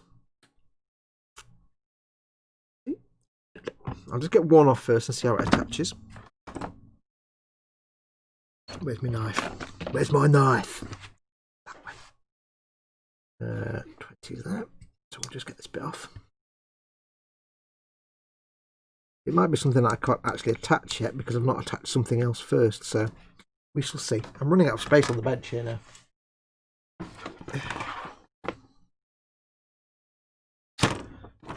Seriously, there's loads of paints over here that I'm in the middle of doing the Lehman Russ, and it's like, yeah, can't quite clear the space away. So apologies if I'm a bit fumbly. Get this little nubulation removed.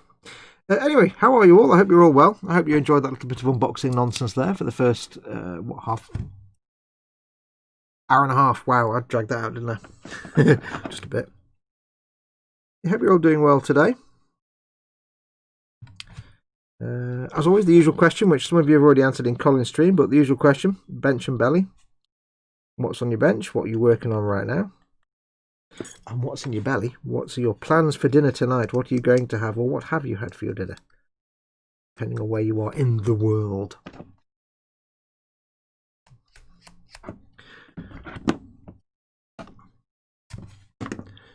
No great gossip from my end, as usual. Anything to catch up on with the week? No. Work on the Lehman Russ continues apace. I've started filming episode 3. And if you saw the picture I put up in the boom hut the other day or on my page, I've not quite finished yet, but I've started painting. I'm most of the way through painting the striping on the dozer blade. It needs some tidying up and stuff to do, but it's not completely finished yet. But it doesn't look horrendously neat and tidy. It's not studio quality, but there's a very good reason for that. It's going to have the crap weathered out of it. Most of that hazard striping will just vanish. So I'm not too fussed if it's not beautifully strict straight lines and, you know, museum quality striping, because it's going to be covered in metal chips and scraping, so it's fine. So that's underway. So tomorrow, obviously from tomorrow back into the week, is filming times. So I'll be cracking on with that. Right, this needs to go where now? This needs to go. There literally is no space on this bench. I'm running out of space here. My bench is full of little people and planes and things. So 20 needs to go on this side, and it goes. Okay, so it attaches to the grill. Does it attach to the grill? Does it go to the back of the wheel? Or does it just sit where the wheel is? Look. Oh, nice. Nice. And then it falls apart. It actually joins up with a bit on the back of the wheel. There. It's part of the, I assume, the turny part. It's like part of the, not the wishbone suspension, but the thing that makes the wheel turn. And it seems to basically loosely hook up with that part of the wheel, which is nice. But it does mean, I think it means I can, add them now.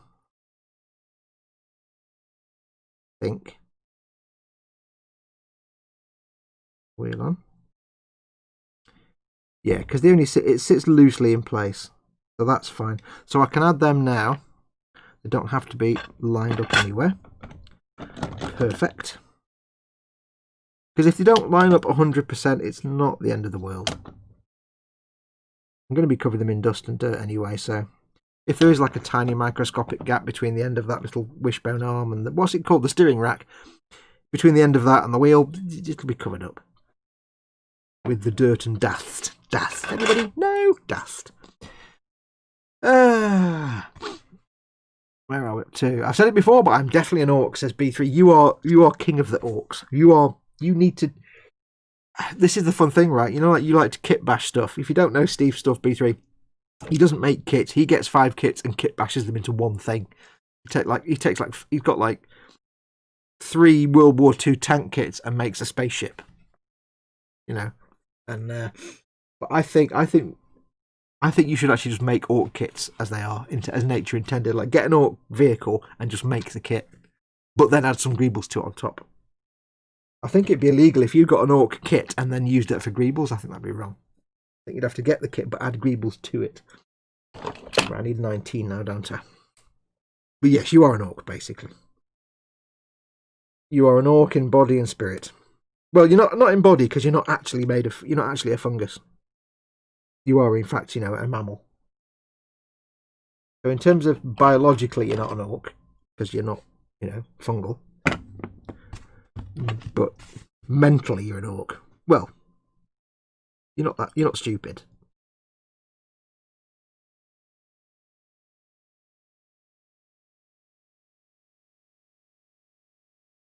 Yeah, I didn't know that. I started reading about orcs because I've never played 40k, and I love the lore, but I don't go out my way to study the lore. I'm just aware. I know what I know about 40k lore. I learn by osmosis. Like whenever I watch one of say Lutin's lore streams or whatever I read here and there, I just kind of pick it up by accident. So I know little bits. So I was quite surprised to find out that orcs are actually fungus. They're actually a type of fungus. Awesome. How cool is that? It's a fungal life form. There are no males and females, there's just orcs.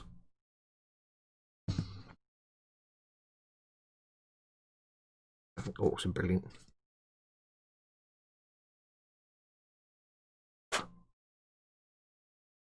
I think they're hilarious as well.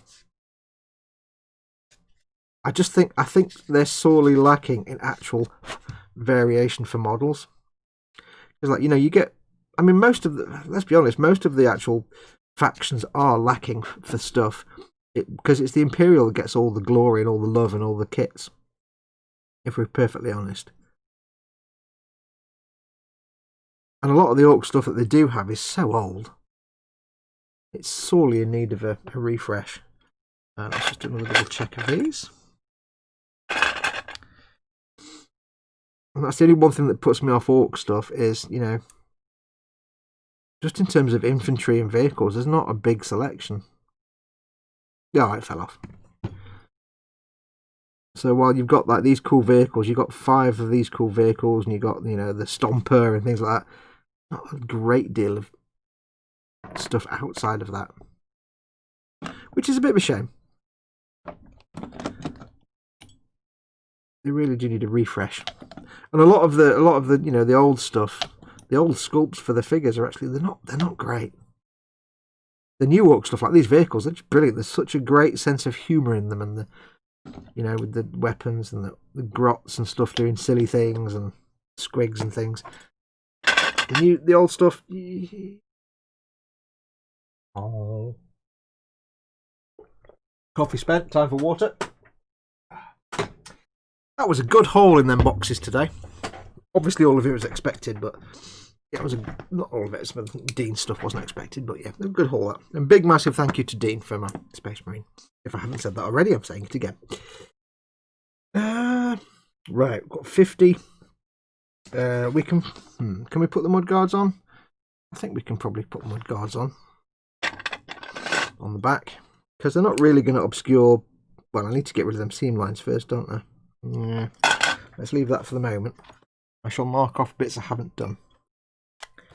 So we've not done that yet. We've done that. Not done that. Done that.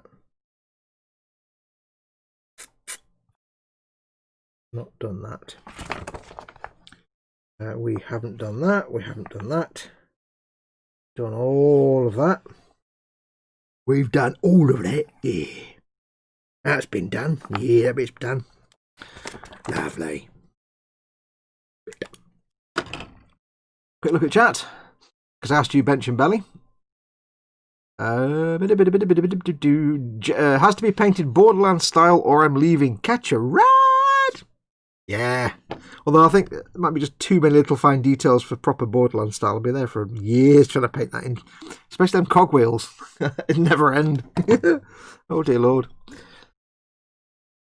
Bench says, Nim, the wings of my master grade freedom, keeping them in sub-assemblies for easier painting. Belly, I ate a couple of microwave burritos for lunch. As for dinner, I don't know. Yes, I like your diet. Your diet appeals to me. I couldn't eat it because I die, but I would now. I used to eat it. Your diet that you have now is the diet I used to have when I was young and carefree. Paul Lyons, Belly meat feast pizza with cheesy garlic bread. Garlic bread? Tamiya 135th M10 Achilles tank destroyer. B3 says, Bench is a supermarket lockdown Lego diving boat with swordfish. Belly will be chicken Sunday dinner. B3 says, with roasties, Yorkies, green stuff and stuffing balls. Green stuff, I assume not the still filler, because that would not be very appetizable. Appetizable? Appetize? That's not even a real word for appetizable. Yum, yum, yum, yum. Appetizable. Appetulatory. Darren20159, welcome Darren, says, Belly roast pork bench, I am making picket fencing out of wooden stirrers from a well-known burger outlet for my fiance's Limax Christmas display. Cool. You'd be surprised how many people use stirrers from like Starbucks or coffee shops or burger places. They're great for like decking effects and wooden buildings. It's brilliant. They're basically 1/35th scale planks. Coffee stirrers, 1/35th scale planks. It's like Costco coffee and stuff like that. Costa coffee. 1/35th scale planks. You heard it here first. You didn't really. I've got some of those Orc Roadster things that I planted a wacky races dio with, and how do you know I'm not made of fungus? It would explain a lot of things. Yeah, there is that. I don't know. Do you reproduce by budding? Or do you just generally spread spores? Probably shouldn't answer that. Retro Rabbit, tiny bit, don't drop, tiny drop, dropped it, sigh. Yeah. Bugger, it's in the carpet, says Mayhem to that. Yes. Right, where are we up to? I'm up to date with the chat. Next we have... It's quite funny the way they number their things. It's like, here's step 1, A, B, C, D, E, F, G. Here's step 2. It's like, why not just say step 1, 2, 3, 4, 5, 6, 7, 8, 9? I don't know. Don't quite get how they do things sometimes. Right, 26 and 27. We'll have some bits to fill and seam lines to fix here, I think. We'll have some squishy glue times coming up. So we need 26, 27, and 25. So, I spy with my little eye something beginning with 26. There. I think I can I'll stay zoomed in. The small parts, I'll stay zoomed in. 26 and 27. 27. Oh, 27. The piece is there, but the number's there, and it's like, it could be that piece, or it could be that piece, or it could be that piece. I'm not quite sure which piece is 27. I'm going to guess 31 is that piece. That's really tenuous. That's really tenuous. I hate the way they do that. It looks like 27. Well, then again, I don't know. It doesn't give you a good view of the piece to look at, so I could be wrong. I need 25, which is 25. Where is 25? I must find it now. Yeah, I found it now. The other good thing with Orc stuff, and I've done this before on the Super Mutant, when I did the Fallout Wasteland Warfare Super Mutant, there's another way you can hide like gaps and stuff on Orc hardware. This is in my mind. I'm kind of thinking this. I'm thinking a good way to hide gaps and stuff is, you've got the usual thing of, like, you know, you fill little gaps, you do filling and stuff like that, use your putties or your sealers. You've got things like using the glue and squeezing glue together, but there's one other option. and that is, of course, you can do things like, I don't know if you'll see it on here very well, but on this exhaust you've got like a manifold exhaust thing here. You've got tubes, and here you've got what looks like rope or string tied round to hold it together. And that's one of the advantages of Orc stuff, I think, going forward, that I'm going to find, is that if I do have something where I've made a mess of something, I've got a big fingerprint, or I've got a big gap in the piece, or something like that, I can easily hide it by using some easy line to go around the gap and make it look like rope tied round. I have actually done this already on one of my other Orc vehicles. I can't show you because it's in the cabinet and it's in bits, so it'll fall apart. But there's one vehicle where the top of the roof meets with the frame around the windshield, like that. A bit like on this one, where you've got these two pieces go like that. It's a bit like that. You see how these side tubes go into there like that? This tube, this sort of bit of the roll bar here has got like almost like bandaging wrapped around. It's like leather strips or something wrapped around it to hold it together. And on one of the other vehicles, there was a bit of a gap between two of the metal roll bar tubes. So all I did was I got some easy line, some of that stretchy rubber rigging line, super glued it to it and wrapped it round a few times and super glued it, and it looked like rope had been tied around the steel bit, and it covered up the gap perfectly. So that's one of the things that I'm looking forward to on these, if it happens, is just using my ingenuity and bits of plastic card and rivets and bits of, you know, easy line and stuff, just to hide any goofs. Now I was thinking on the tyres with that seam line down the middle, one thing I had considered was, why not do a strip of plastic card down the middle of the wheel, like a metal strip, because you've got metal spikes sticking out the tyre, so it makes no more or less sense to have a metal strip going down the middle. But of course you've got these ridges that will get in the way, so that probably make it impractical. So yeah, but it was an idea. It was an idea. I could just wrap the wheels in easy and make them look like they're just covered in rope, but then it would look a bit weird then, so that wouldn't even work. But it's handy for any little gaps, like panel gaps and stuff.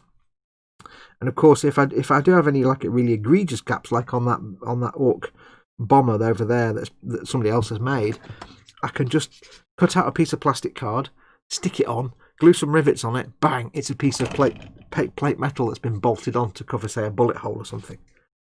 So you can really go to town with the cobbled together feel of it and get away with a lot. So I'm looking forward to painting these, but I'm appreciating the fact that I've got even more scope to hide mistakes or cover up gaps by just the nature of the way these things are made. Because I'm lazy. If I can avoid having to fill a gap, I will avoid it. If you show me a gap in a model like two pieces and yet it's inside where you're never going to see it, I'm not going to fill it.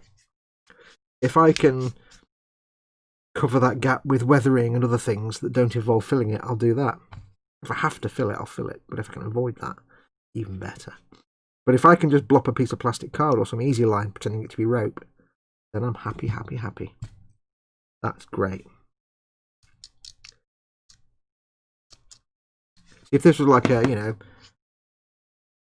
an Imperial Guard vehicle or something like that, it probably wouldn't make as much sense to have bits of rope and string and stuff lashed together with anything like that, or leather strips, or, you know, whatever you're wanting to simulate. But on an Orc vehicle, it makes absolute perfect sense to have things held together with bits of string.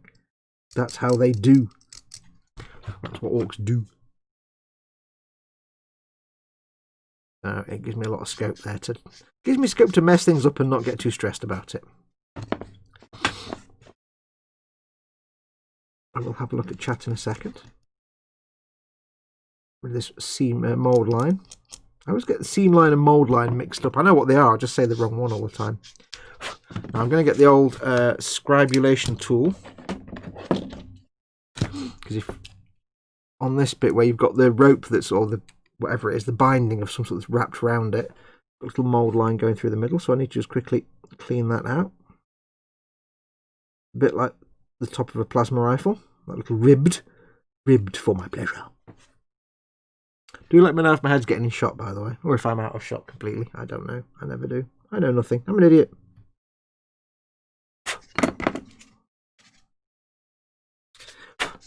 To answer my own question, I don't know what the plan is for dinner tonight. I've got no idea. Haven't decided yet. For lunch, I had a tin of 5-bean salad, which is quite pleasant. I had, into that was mixed a small tin of tuna in brine, without the brine, you know, took the brine out. And then, normally I have this little pots of roll mop, it's not roll mop herring, but it's herring in like a sweet pickle brine, where it's like mild brine with onions in it and little herbs, and it's really sweet, but there's some little red bits in there, quite bitter. You take those out, and it tastes really sweet. It doesn't taste like fish at all. But they sent me 5 of them. I ordered 5 of them from Amazon Prime. We have to shop online because I can't go out to the shops right now, so I've got no choice. And they sent me the wrong one. I opened it up and I realised it wasn't that at all, because this was little chunks that I normally get. This was just 2 roll mop herring in the tub, like whole herring. I'm like, wow. And I don't mind roll mop herring, but it's a different taste. If it's a roll mop herring, it's just in a more pickly kind of brine. It tastes a bit more bitter, a bit more tart, a bit more pickly. It's still nice. And it's a lot less hassle. I didn't need to pick out all the little peppery red bits, which I don't like. But it wasn't quite as sweet as I was expecting. But it was nice. That was my lunch. Very healthy. Got fish breath now. There you go, fish breath. See? Told you.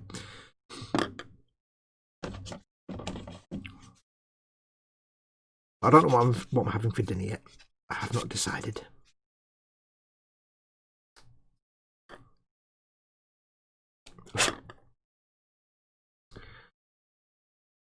Right, that's that bit cleaned up, I think.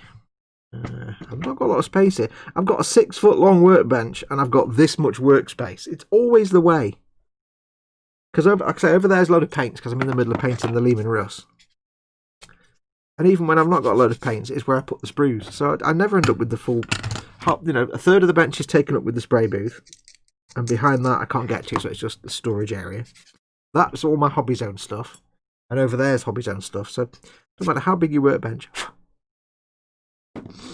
My dream one day is we've got a garage, obviously at the back of the house on the driveway.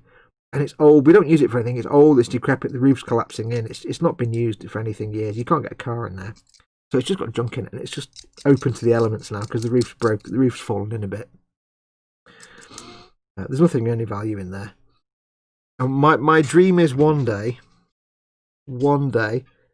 if somehow I, you know, somehow make a living doing this. I do make a bit of a living now, but one day, if I'm lucky enough, I'll have the ability to have that old garage knocked down and have it rebuilt. Get somebody along to rebuild it, but rebuild it as a brand new building that's a studio. That's got like a big massive workbench and it's got lots of lights and it's got little things to mount cameras on from the roof and loads of LED lights and also heating and lighting and everything else because I need to be in there in the winter and the summer. And that will be my, like a lot of you have got like I know a lot of you out there have got like a shed that you use and you've got some lights in it and stuff. Like a man shed for your hobby. And that's what I do, but I'd also have to make it double as a recording studio for this. And I'd love to do that one day.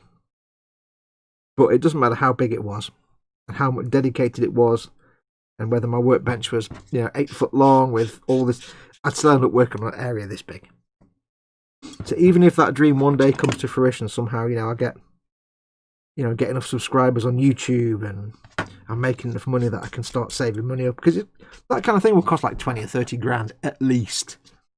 You know, you're talking tens of thousands of pounds for something like that. That's not anything I'm ever going to afford, but it's nice to dream. But yeah, even if I did all that, I guarantee you I'd still end up working on a bench. A metre squared. It's just the way it goes. It's always the way. No matter how big your workbench. No matter at all. Right, I need to wipe my nose. I'm the sniffles. I'm running out of tissue, which is not good. Yeah, nose. There we go. I do apologise for being a bit sniffly today. So we need to get these two glued together. We want to glue together. That goes together like that, you see? Lovely. Have a little bit of a mould line, or a gap, I should say, but that's not going to be a problem. Not a problem at all. Because it has glue if you have the gap. This is perfect. Small, fine gap that I can squish together, fill with glue. No problem at all. Will not present a challenge. And this kit is going together really well. That's one of the beauty and advantages of these Games Workshop kits. Some of them, most of them, is that they do fit together so perfectly well. But you don't always get big, massive gaps.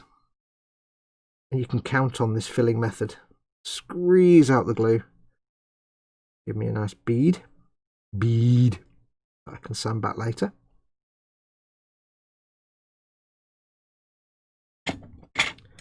I say that, but then I've just, you know, that Primaris repulsor, which was absolute garbage. Yeah, that didn't fit together well. So they've not got a perfect, unblemished record. They've got a very good record of things that actually fit together. These little exhaust pipes here, I'm going to give it maybe half an hour for them to cure a little bit. And I can come back and sand that back, and that will disappear completely. It'll look funky donkey. Now that needs to go. How does this? Can I attach this without? Okay, that goes on there. Well, I can put that on there. That's fine. That's no problem. That's no problem. I can do that now. Because it has the glue if you have the contact surface. Yes.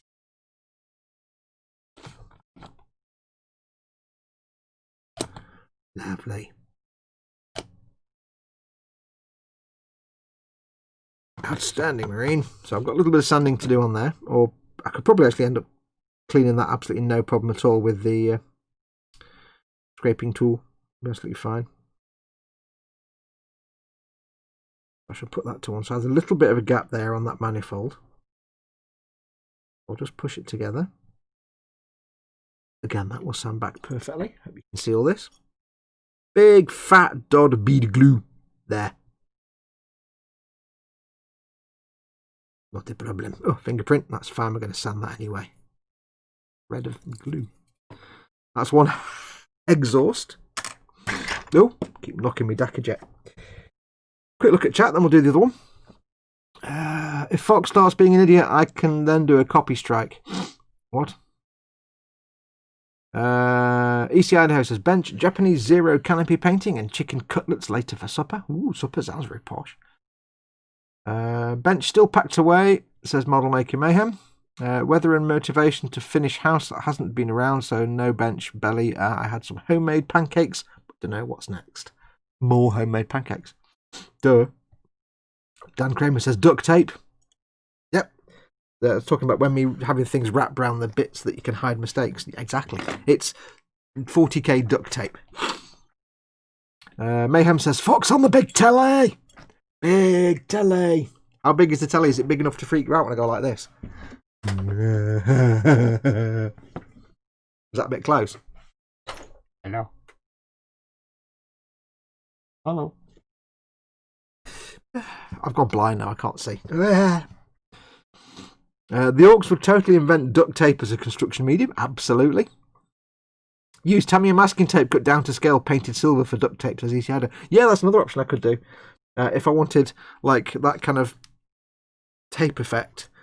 I've done that before actually. It's just like you say, just get some Tamiya masking tape, cut really fine strips of it, stick it down, wrap it round, and then just glue it in place. You have to use some creative kind of glue that's going to glue the paper to the model, and then something that can obviously take primer and paint later on. Where are we? I have made in my years gone by. I did a German half track, and on the bonnet of the half track, I put a folded up flag, German flag, and I made the German flag out of a post-it note. Believe it or not, a post-it note, folded up, but then drenched over and over and over in Tamiya Extra Thin, just to make it. I mean, I didn't know. I was younger at the time. I didn't know. So, but I drenched it with Tamiya Extra Thin, and it kind of softened it, and it folded nicely, and eventually it just dried rock hard. It wasn't actually attached to the model, but it stayed in place somehow. I don't quite know how it glued. I really don't know how it stuck somehow. I don't know. Maybe the plastic just melted and fused the paper. I don't know, but it worked. I've made tarpaulins out of Post-it notes before. They're not brilliant, but it works. Tissue paper's better. Reggie model had to run out to get milk for work. They've stopped our orders at 4 shops, no milk. Oh dear. That's not great when your business is making the cakes and that.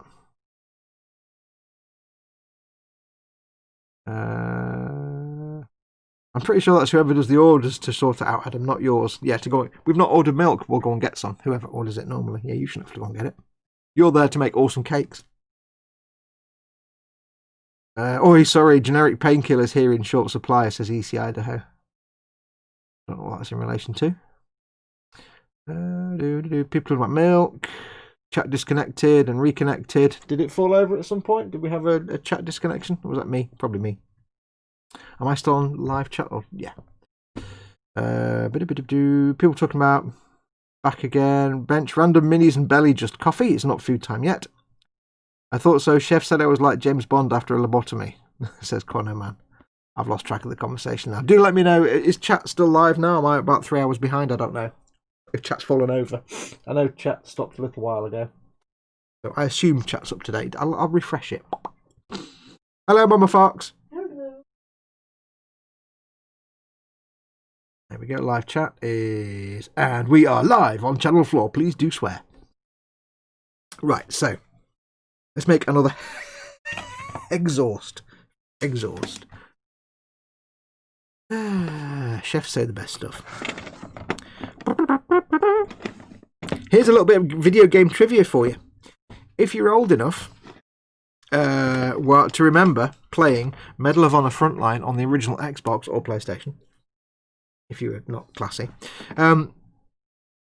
you may not know this, but in Medal of Honor Frontline, I think the second level, 31, 32 and 30 I need. 30, 31...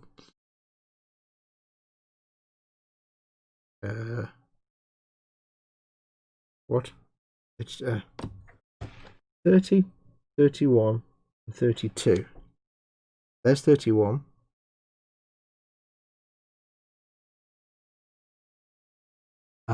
And then everything else has totally different numbers. There's 55, 20. Okay, this is weird.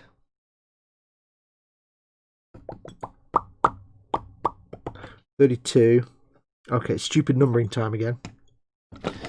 Yes, in one of the earlier one of the early levels, you're on board, you stow away on board a U-boat.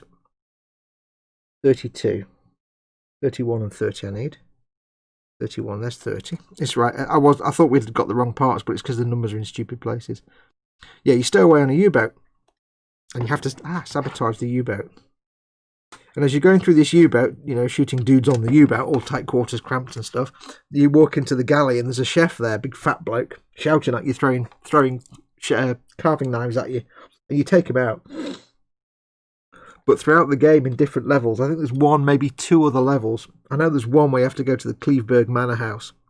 And again, you go in the kitchen, there's a chef there. It's supposed to be... I never noticed this until I read about it many years later. But... it's the same chef in each one, the same cook or chef. And as you go through the game, you never would have noticed it back in them days playing it on your TV, but as you go to each level where this chef is, each time he has the first time you see him, he's just stood there in his chef's hat and his scruffy apron. The second time he's got bandages all over him. And the third time he's got more bandages on him because you killed him 3 times now. He's not really like an end-of-level boss. He's just this guy character that appears throughout the game. He's a little bit harder to kill than your average, soldier, but he shouts a lot and throws knives at you. He's quite funny. Shouting at you as you go in his kitchen. He's like, "Get out of my kitchen," he's shouting. But he looks more and more beaten up each time you see him. I never noticed until I read about it later. I'm like, oh yeah, that's a really nice little touch that nobody ever noticed. Because it's like the same guy. Obviously, the developers are like, why don't we just make it the same guy each time, and therefore he gets more and more battered. So clearly you don't kill him. You just make him more angry. That's a good game. I would love to be able to stream that. I did treat myself earlier this year. I treated myself to a refurbished modded Xbox, original Xbox. I've got an original Xbox. It's the disk drive no longer works, and the clock obviously chip went. The clock capacitor. It works. It just you can't. The CD drive doesn't work. So I ordered myself a modded one that's got like 1 million games installed, and most of them are fine. And most of them you're never going to play, but it was there. But it's basically got almost all the original Xbox games installed onto it. And they work just about more or less okay. Medal of Honor Frontline works fine, except the music doesn't actually play. It plays the music for a few seconds and then stops, which is a shame because the soundtrack was one of the standout things in Medal of Honor Frontline. But I would love to stream it, but it's not possible for me to actually stream it out because at the moment I've got it going. I'm lucky that I have the original at release HD video out pack, which means I can out because normally you have a cable that comes out the back of the original Xbox. It just goes into your TV, your RF or SCART or something like that, and you're at 480i resolution. But you could buy for a while. They had a high definition pack which allowed you to output through component. I think you have like the red, yellow, and white. No, you have PB, PR, and PY, blue, green, and yellow, and then red and white for audio. And you could output up to theoretically up to 1080p, I think, or 1080i at the time, or 720p. But no games ever really. I think 1 or 2 games went up to 720p back in them days. But it means basically if you've got a modern day TV, like a modern day LCD TV, LED, not LCD. You can output to it at 720 or 1080p. But it has to have component in. You can't put it into. You can put it into an HDMI port if you get an adapter, but apparently it doesn't really work. It's very rare that actually work very well at all. Most of them are really crappy. So I'm lucky in that I've got the original of the day HD cable. I can put into the back of the Xbox. I've got component in somehow miraculously on my Samsung LED TV. And it goes into the back of that. It looks pretty good. I'm not trying to put like 480i into my big 42-inch TV. It doesn't look like garbage. And I'd love to be able to stream it, but I can't. I've got no way to put it into my capture card. My capture card's HDMI, so I'd have to get something that then takes component and converts it to HDMI, and I don't really want to. That's even more dongles between the console and the computer, and my capture card set up for my Xbox series, my Xbox One X, so I'd have to disconnect all that all the time. Yeah. Nah. I wish they'd just release it on back compat. That'd be great. They remastered it on PlayStation 3. When they released one of them god-awful modern Call of Duty, Medal of Honor games, I don't remember which one it was now, they're all garbage, set in the modern day, one of the competitors to Modern Warfare. And on PlayStation, on Xbox, you just got the game. On PlayStation 3, they released it with a remaster of Medal of Honor Frontline, which was actually garbage. It looked worse than the original, to be perfectly honest. But it had things like iron sights and stuff. But yeah, if somehow they managed to make it look worse, I don't know how. And then, so I was going through and playing that on this modded Xbox, and then I started going back in the past. So I tried playing some Medal of Honor European Assault, which I didn't really remember too much about. But it was all right. It looked a lot. In some ways it looked a lot better than Frontline, but in other ways it didn't. It looked worse. Frontline had a bit of a crispness to it, in the same way that Halo Combat Evolved on Xbox, to me, looked better than Halo 2. because it was crisper and clearer and simpler, and I don't know, it felt more. I don't know how it's hard to explain, really. Less fussy.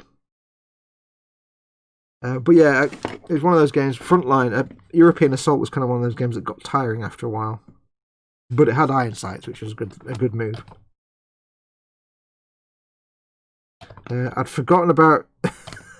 Oh dear Lord, Medal of Honor. What was it called now? The Japanese one on Xbox. Starts off with the attack on Pearl Harbor. Dear Lord, that was crap. It's absolute garbage.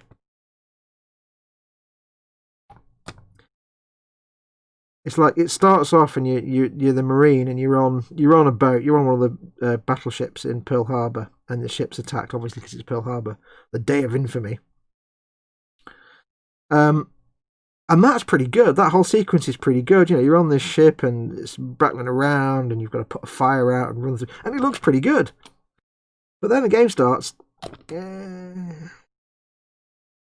No. The first level, you're in Japan. You're in Japan somewhere, Japanese territory somewhere, one of the islands, and you're suddenly confronted with the world's slowest movement. They somehow made it so that when you go into I think you had iron sights, or you had zoom no iron sights, but you could zoom in with the reticle. The reticle was the size of a house. I don't know why. The reticle is like half your screen. And then when you zoom in, it's like, and it's so horrible to play it with. Now I remember I survived through it when I first played it back in the day when it came out. But I got into the game a little bit, and I worked my way through it, but it was a nightmare. There it is.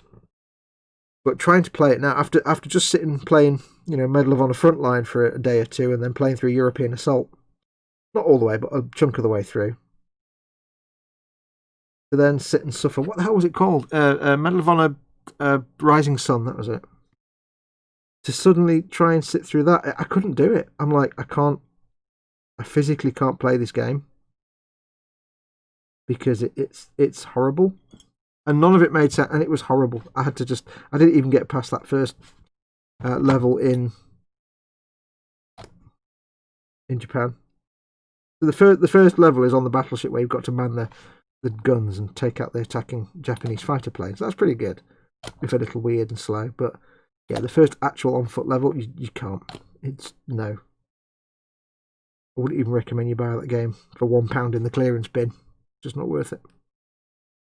Right, so there's all kinds of fingerprints all over that exhaust pipe now. It's a right mess of that. Fingerprints everywhere. What a mess. Doesn't matter.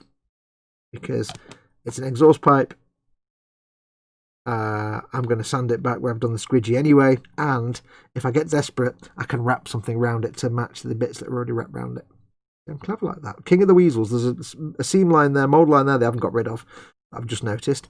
I'll sort that out later when I've sanded it. Similar mould line there, but again, I can probably do that on here now. It's just a little bit of a mould line between some spikes. I hate spikes. I love spikes, but I also hate spikes. Avoid spikes. Spikes are great fun to paint, and they're great fun on a model. But they're a pain to sand between, and they stab you constantly. Yeah. I'll give that another 10 or 15 minutes to do some curing before I can start cleaning that up. So we have done those two steps. They're done. Now YouTube is eating my words again. Hi Mama Fox. Hey Frankie. Frankie Goes to Hubble. What is it? Welcome Frankie. Hi Mama Fox. I hope you're doing well. She doesn't watch this stream. She has no interest in my content. She only watches the E-Model stream because she likes Ted and Chris and Cole. So she doesn't watch my stuff. Care about my stuff. And she was passing by, so I shall pass on your good wishes. She's fine though. Ian Thompson, welcome in, says, Fox, what camera do you use and what is your preferred resolution for the streamings? Well, that water tastes weird. I don't know why. I use this camera here. Is a Logitech C920. C for Charlie, 920. They're a few years old now. They've been out for quite a while. but they're still probably one of the best webcams out there for streaming, for value for money. There's a lot of various different webcams. These are actually probably still one of the best ones. There is this one, I think they're about 90 quid now. I think 70, 80 quid, something like that. They are 1080p, up to 1080p webcams. They're, by modern standards, they're a little limited. They've got various controls. The software that comes with them is a bit janky, but it works. There is the Logitech Brio, which is the next one up. There's also like a C922, I think, and a C921. They're kind of not as good. It's the original, this C920 is the one you want if you want to do streaming. There is the Brio, which is the next one up. Now, Chris has got the Brio. It's basically this, but it goes up to 4K, and it's more recent. It's a more modern camera. It's got better lenses. It's a bit more advanced, and you can get some fantastic results with it.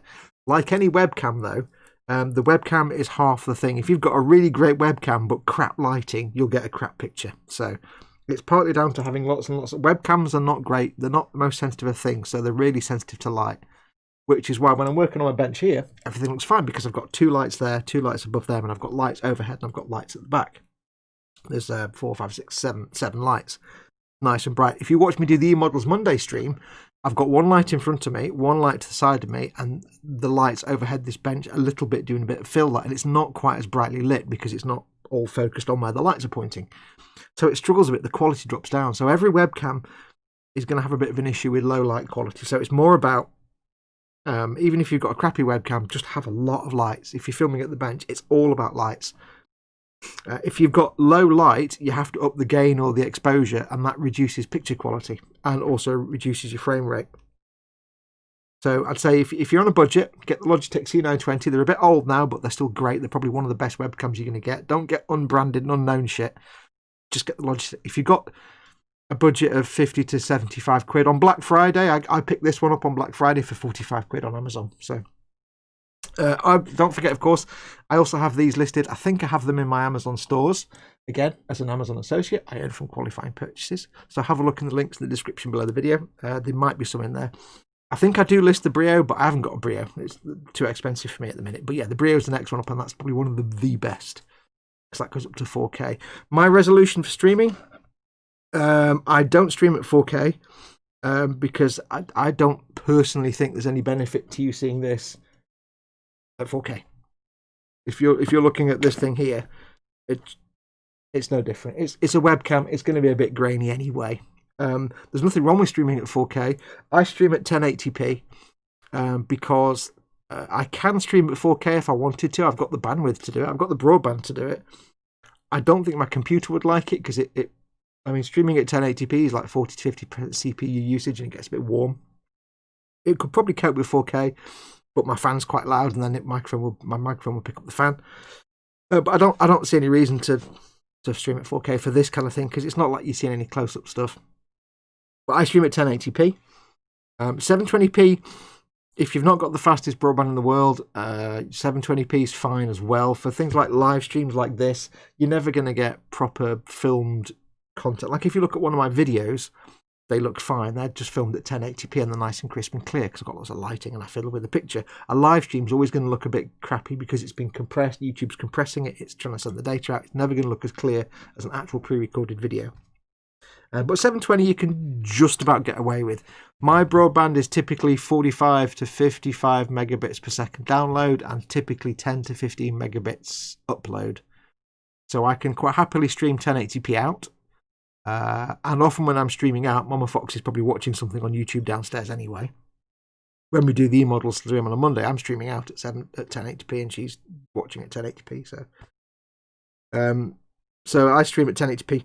1080p is, I personally think 1080p is a good middle ground because most people can watch a 1080p video on their computer. If they've got a portable device like an iPad or an iPad, again, they can probably watch 1080p, no problem.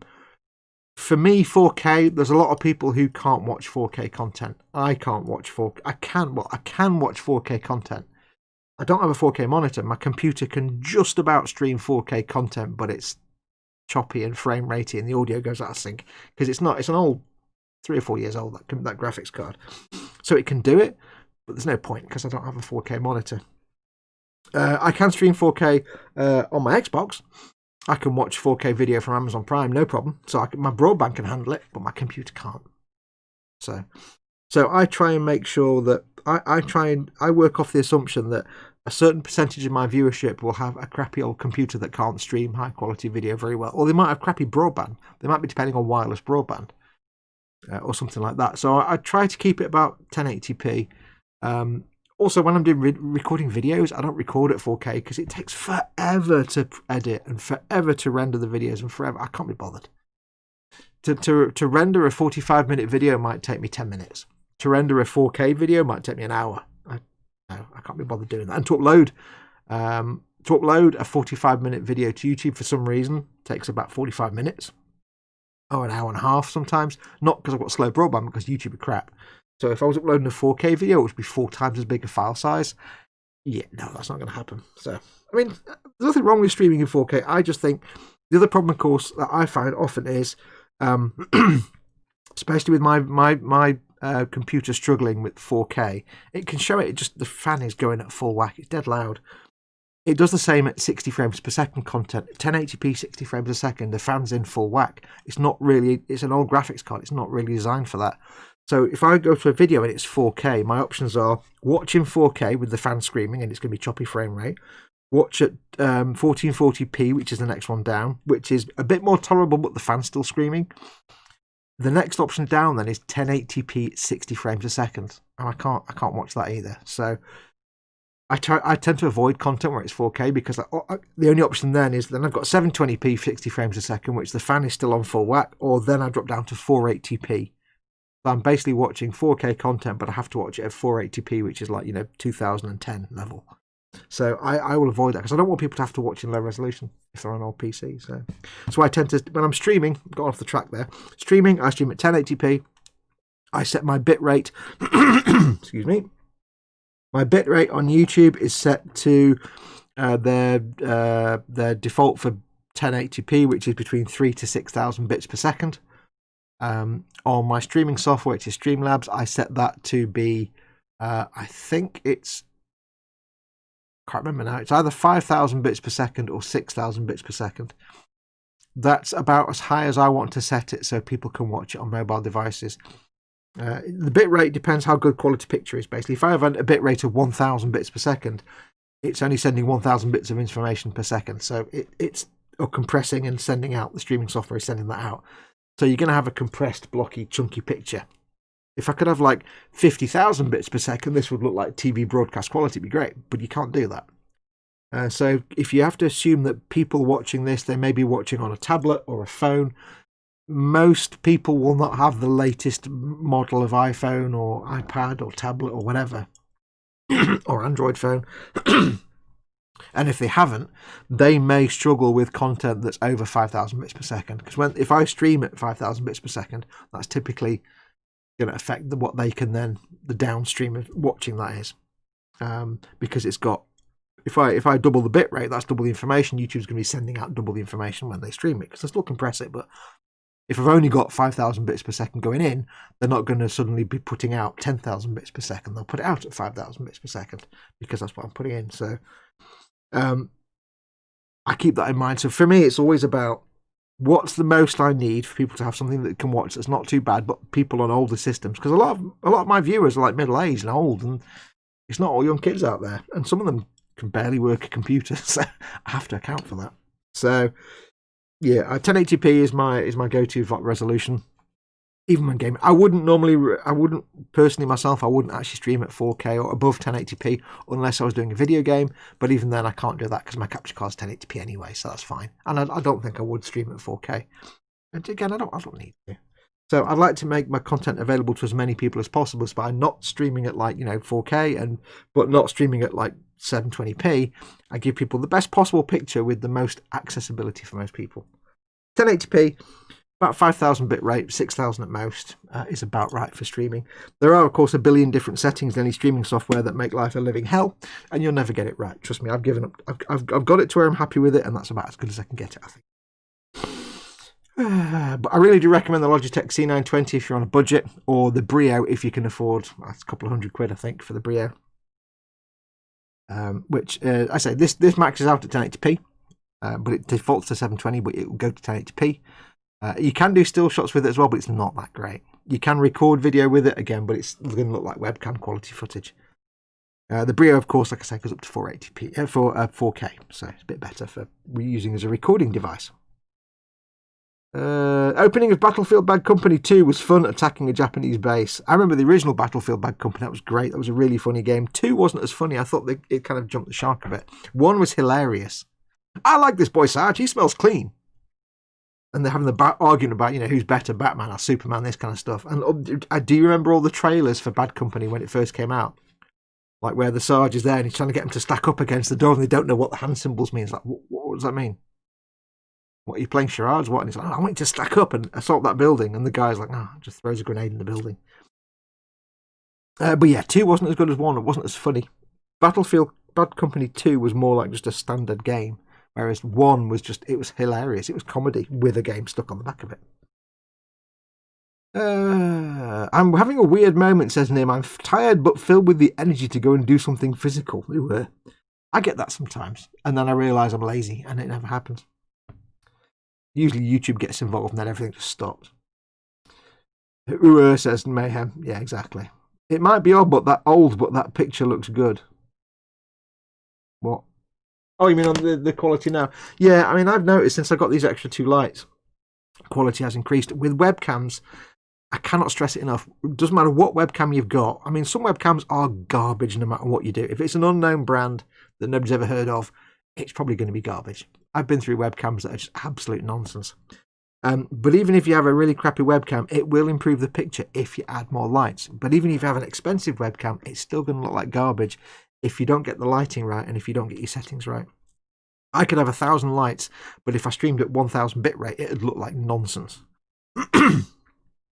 Or I could have 10,000 bitrate set and a big fat camera, a massive fat broadband, but if I had one light, if I turn some of these lights out, I'll show you. Turn off these 2.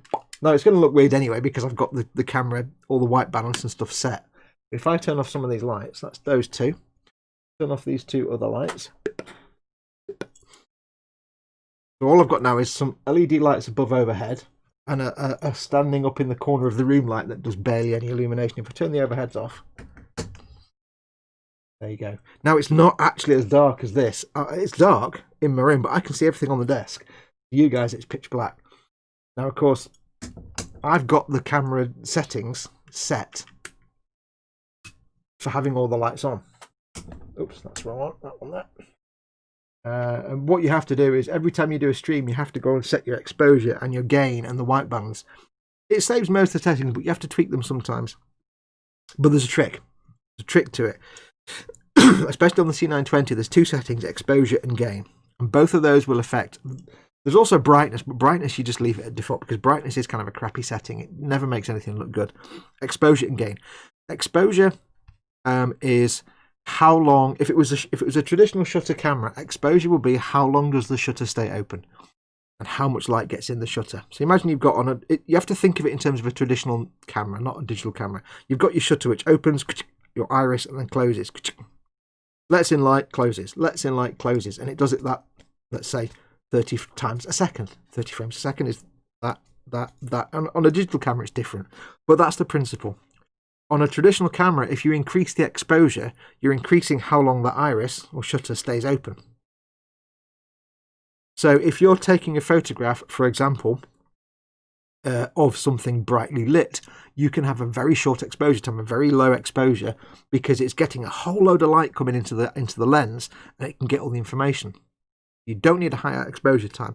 If you've got a low light situation, you need to increase the exposure. You need that shutter to be open so that all the light, what little light there is, can pour in and it can pick up all that light. So if you're taking photographs of, for example, if you're doing astrophotography and you're taking a photograph of, say, the moon or a star or something in the sky and it's quite faint, you leave the shutter open for longer and you get a nice clear picture. If I take a photograph of, I don't know, the Andromeda Galaxy, if I've got telescopes up and I've got my cameras up and it's focused on the Andromeda Galaxy, and assuming I've got automatic tracking for my telescope, and I take a photograph of the Andromeda Galaxy on a clear night, exposure of whatever, a normal, normal like click and it's done, you won't see anything. It'll be black. If I do click and it stays open for like 5 minutes, but it's tracking it, so it's not moving, more light from the Andromeda Galaxy is hitting the camera lens, and over time that builds up into a brighter image, and eventually the shutter closes and that's your exposure time. The problem with that on digital cameras like this is that the longer your exposure time, the worse your frame rate gets, because you've got your camera trying to hold the virtual shutter open for longer, but it's still trying to do 30 frames a second. The more light comes in, the longer the exposure, the more light is coming in and data and information, the more data it's got to compress into each frame. And what you find is, if I'm working now, if I increase my exposure, it would start going like that. You'd start getting choppiness because it would just stop, because it's getting more data at each frame. So if you've got a low scene, you can increase your exposure, but if you go too high, you get choppiness like that. But what you can also do is increase the gain. The gain takes whatever's coming in and boosts it. Like turning up the gain on a microphone makes a quiet thing loud. The downside of using gain is that it introduces noise. So it takes a dark scene and you can increase the gain, so it makes the camera more sensitive without increasing the exposure time. There's not more data coming in, it's processing that data. The problem with that is it adds lots of noise and the picture looks fuzzy and horrible and dirty and grainy. So you have to get this balance between exposure and gain, and it's always a trade-off, because in an ideal world you'd have enough lighting that you can have the exposure and gain just set down to 0 and automatic and just default, and it'd be perfect, but it's not. You've always got to balance them up, and that's why whenever you see me do an eModels Monday live stream, it always varies. Sometimes I look overexposed and a bit glowy, sometimes a bit dark. It's never quite, and you never get it right. And you try and not have too much gain because you want a nice clear picture, but you don't want too much exposure because then you get choppy frame rate. It's real balance. So I would say if you're gonna do any kind of streaming, don't get a crappy camera. At least start off with something that's semi-decent, like the C920, where you've got all the controls for gain and exposure and you can experiment with it. But the trick is lighting. Doesn't matter how good your camera is, you need good lighting. Nom. That was a bit long, that drawn out, that. I didn't mean to go on about camera so much. Everybody stopped chatting in the chat now, so obviously killed you all to death with boredom. Let's move on. Anyway, let's crack on. We built these 2 exhausts. These need cleanifating and cleaning to do on these. A little bit that we glued. It's only had like half an hour, but it should be fine now. So I need my scrapulon. We've got the seam or the gap that was down the middle there. Down the middle of the exhaust vents there. So what I'm going to do is get my scraping tool. Quite simply, I'm going to science the crap out of it. Or rather scrape. Now it's going to give a flat edge, so I need to make sure I'm turning the piece or turning the blade constantly, because it's a round thing and I've got to make sure I'm not just going like that, because I don't want to create a flat edge. But, and I've said this before, this is why I love this tool. Little tiny gaps like this that aren't really gaps, but it's just evidence that there was a gap there in the first place. These can be filled in with the glue that you use to assemble them and a scraping tool. And you don't have to wait hours. Half an hour is long enough for a little tiny bead of glue to be sandable. And there, look, I don't know if you'll see, but there was a gap there. Now there's nothing. It's gone. You don't need to use fillers. For little tiny things like this, just the glue you're going to use normally is going to be more than enough. Don't be afraid of tubes and pipes. I like saying tubes, pipes, shapes. Don't be afraid of things like this, little gaps. If it was a massive gap because it was poorly made kit and there was big gaps because it didn't fit together very well, then you'd have to start thinking about filler. But for things like this, it's fine. This doesn't leave any scrapey marks like a knife blade will. And if you keep angling it, you can make sure you keep the curve, and then you go over with a sanding sponge that conforms to the curve. It helps keep that curved shape. You don't end up with a flat bit. Flat bit! Now, I can still see a bit of it there. Try and get this edge of the blade. I'm not getting the big chunk of blade in there. If I'm desperate, I can go in with my knife blade. I don't like using the knife blade though, if I can avoid it. But this scraping tool gives us such a smooth surface that we don't need to use an aggressive sanding sponge. This is like a, oh god, it's one of Paul Bretland's ultimate ones, which are really nice, but I don't know what grit it is because it doesn't say on it. So, I don't know, 600, 800, 1000, no idea. Let's use one that I've got a number on it. 1000 grit, there you go. Just to smooth it off, because it doesn't leave lots of scraping marks, so it's all good. All gravy. Can't quite get the tools in there.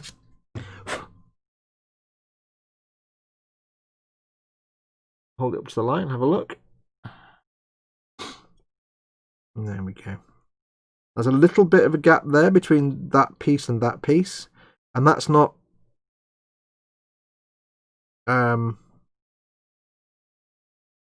that's not assembly gap. That just is, there is a little gap there between the two pieces. That's not going to be filled in by squishy glue, unfortunately. That's not something that will get fixed like that. But given the fact that we've got this bit of like rope or tape or something holding those exhaust pipes in place, there's not going to be a problem in me using Easy Line to wrap around that, for example. That will probably get away. You probably get away with that. It would, and there's a little bit of a seam line there still. In fact, we've got half an hour. Why don't I do just that with some Easy Line now before we go? Before we close down for the day, why don't I show you that? It's a fun little way, and it just makes things stand out a little bit, or rather not stand out. I don't like using my knife for this, but I'm going to have to because I've got no choice.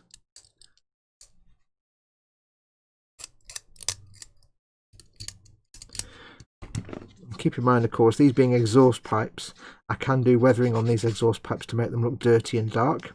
And that might also hide a few little gaps here and there because it will be dark tones and dusty, sooty shades. So it's not the end of the world. Bit in there. I can't quite get anything in there. There's always ways around it. If I dry brush some dark sooty tones on here, you wouldn't see some of these little marks or gaps or moulds or seams.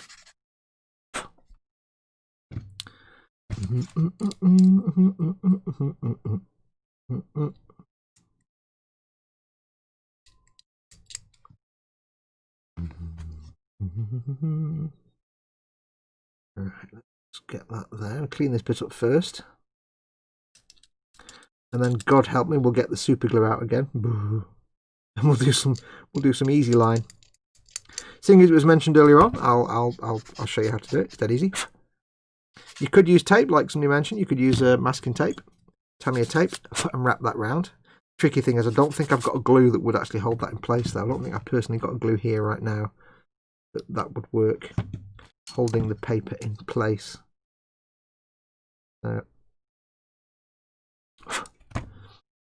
Right, so there's a few little scrapey marks there I've left with the knife blade, and I've shown this before. If you get little scrapey marks, get your Tamiya extra thin, get most of it off, so it's just damp, and then run it along where the scrapey marks are, and you're just dampening it with the glue.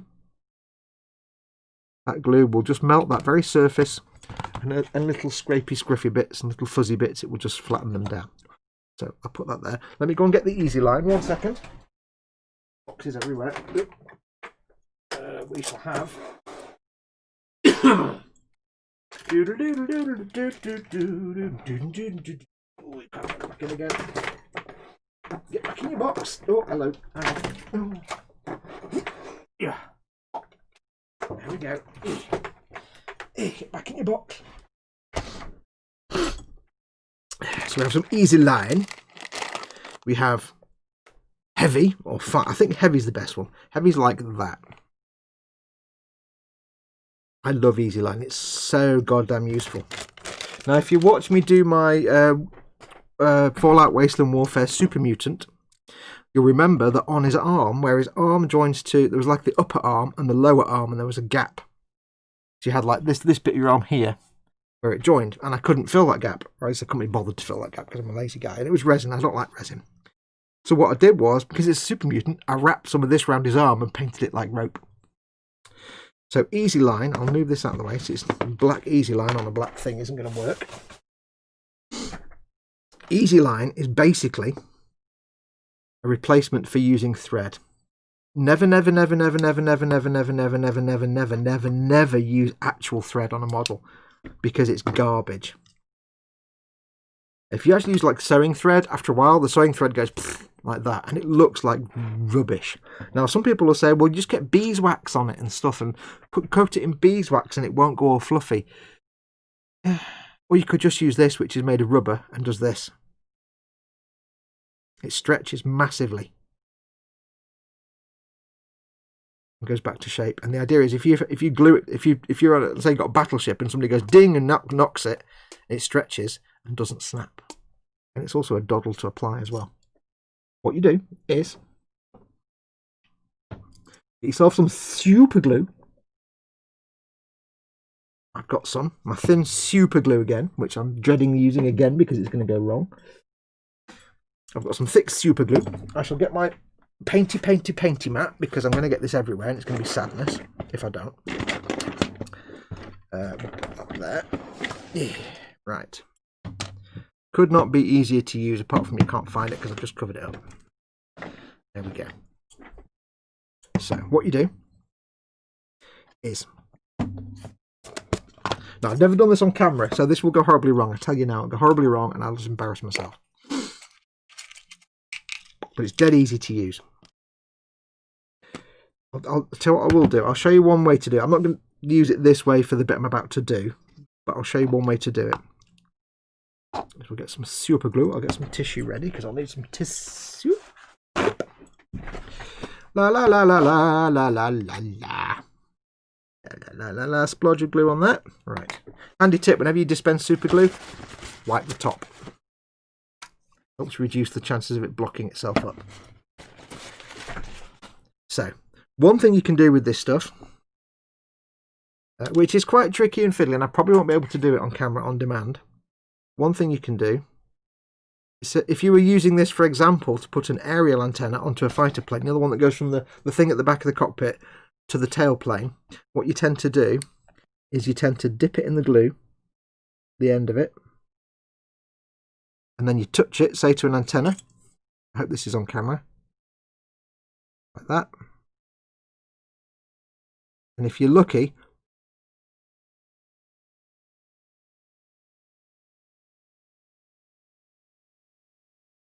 it will stick. And if I spray some fixer on that, you don't need to. If I just do it now for the sake of argument. There you go. That is now attached. And it probably will come off if I pull it hard enough, but look at that. That's not coming off. And if you then glue that to the tail plane part, it can be tricky to get it to stick, but what you do is you do the same again. You dip that end in the glue, or you put some glue on the end of it, and you attach it to the tail plane on the plane. You now have an antenna cable on your aircraft. And you've not had to wrap it round. You've not had to fart about and cut it off like thread. It's just literally touching it. And if somebody comes along and bangs it, look at that. You obviously need a decent super glue. You can't use crappy off the shelf from the craft store, crappy whatever it is. I can't even get this off now. Wow, it took a lot of effort to snap that off. You need to have a good... I've got some Bob Smith Industries. Oh no, it's not. It's Everbuild industrial grade super glue. Right, so for this purpose though, what we want... And it'll never go fuzzy like a crappy piece of sewing thread. So there you go. You do get various sizes of this as heavy and fine and medium and stuff like that. But I like the... Depending on what you want to use it for. I quite like the heavy. Heavy's a bit maybe thick for... If you're doing like 1/35th vehicles and stuff, heavy might be a bit thick. It might work for like steel cables and stuff, but the fine is probably a bit more accurate for 1/35th antenna cabling, perhaps. Perhaps. It's actually designed to mimic telegraph cables for model railroaders. So, we've got our piece of exhaust there. We've got this gap here. Between that, I assume that's like a manifold or a muffler, and this piece here. So what I'm going to do is I'm going to take my piece of easy line. Ooh, I'm going to drop it, because that's always the best thing to do. Touch it into the glue. It does melt the easy line a little bit, which makes life a bit easier. I'm going to touch that there.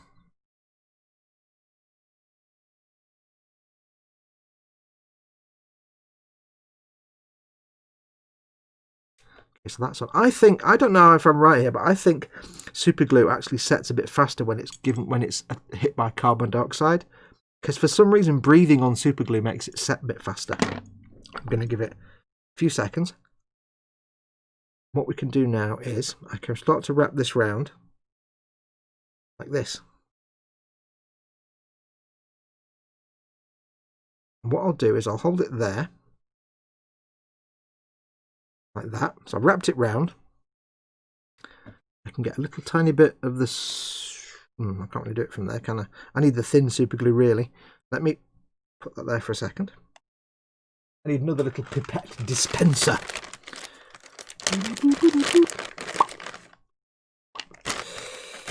If you've ever tried using thin super glue and had a bad time of it, it's because you need to get some of these. Your life will change when you get some of these little dispensulators. Dispensulators. Where's my thin? There it is. I do hate using thin super glue though, purely for the fact that if you just put a molecule of squeeze on the bottle, it comes out and sticks everything to everything in the room, and you'll never escape. You'll never get out of the room again. Basically, make sure we've got some glue coming through. Yep, there's glue there. I'm going to basically very quickly just touch it here.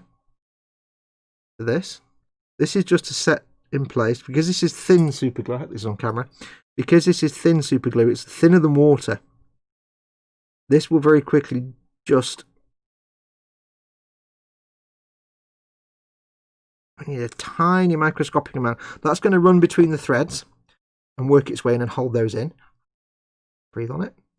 Now what I can do is wrap some of that round there. I want it to look obvious that it's actually like something wrapped around the exhaust. I don't want it to look like a block of wibbly wobbly stuff. I want it to look like something that's wrapped around. So, if I hold that there, I want it to have gaps and be stretched around a bit. I want it to match the thing on the other side, basically. So we're going to do the same on this side. Watch for the bead. If I can get the glue coming out. There we go. You have to watch it because it kind of shoots down the little tube, really. I've got no pressure on this at all.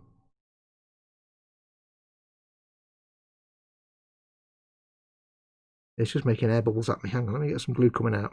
There we go. Wow, that's everywhere at once.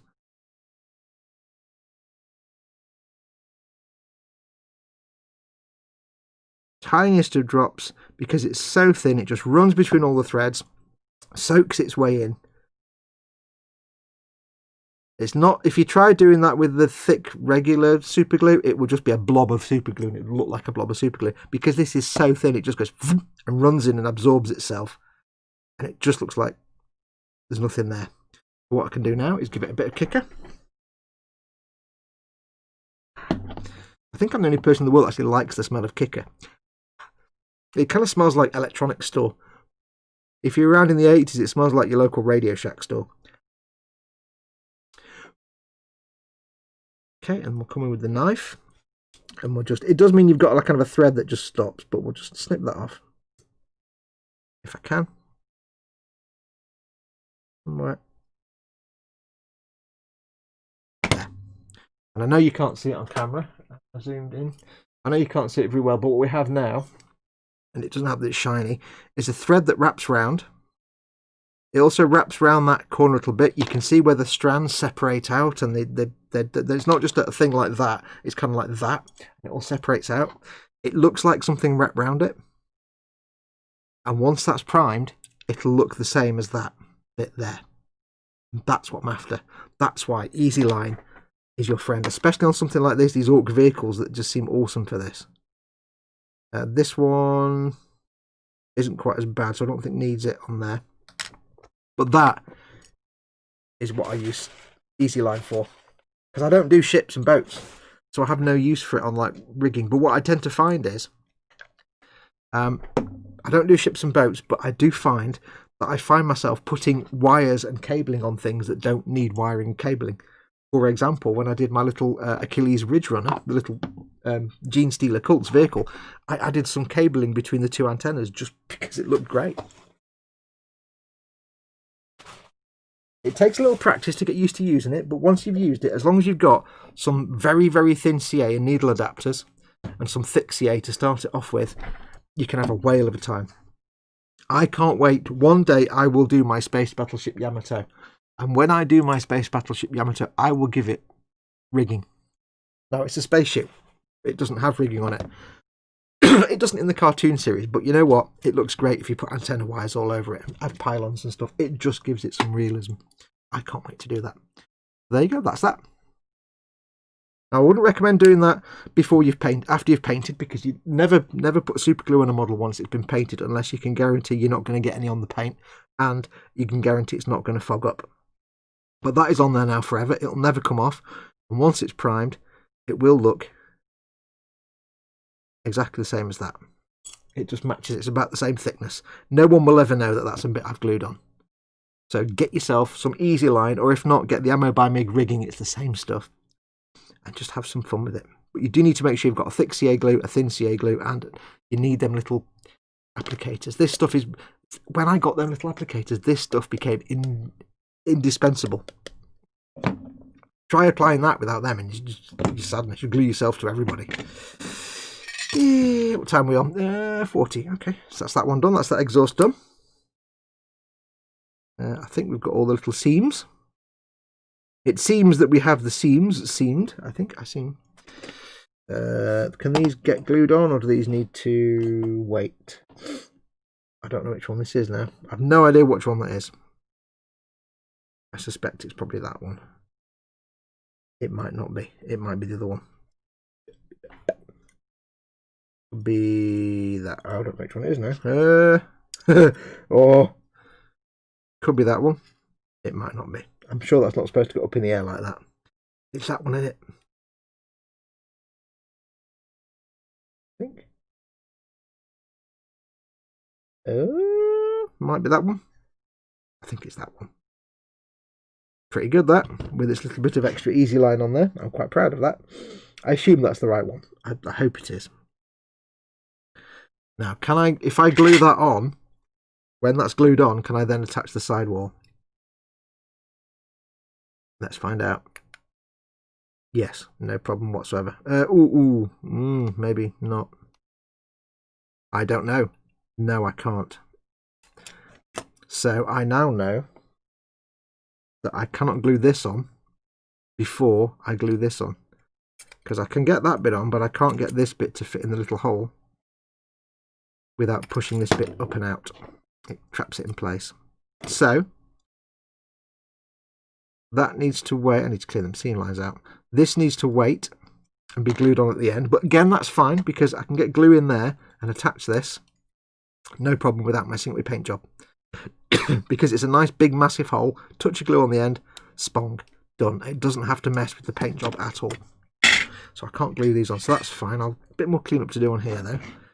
I'll do that now. We'll have a quick last look at chat in a minute.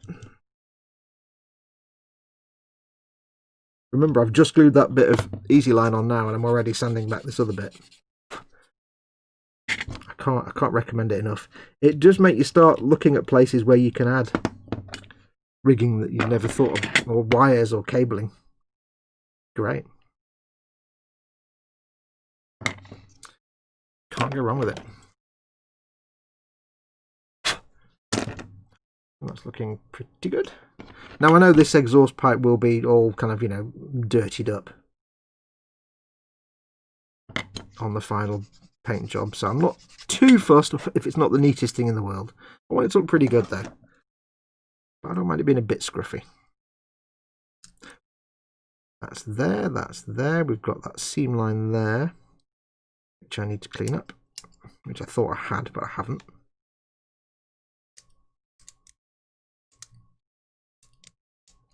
Difficult to get a tool in there, you see. I need to insert my tool.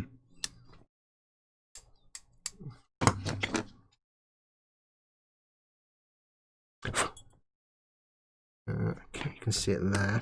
Because you're going to see it from this angle. And you can see the light catching on the edge a little bit, which is not ideal.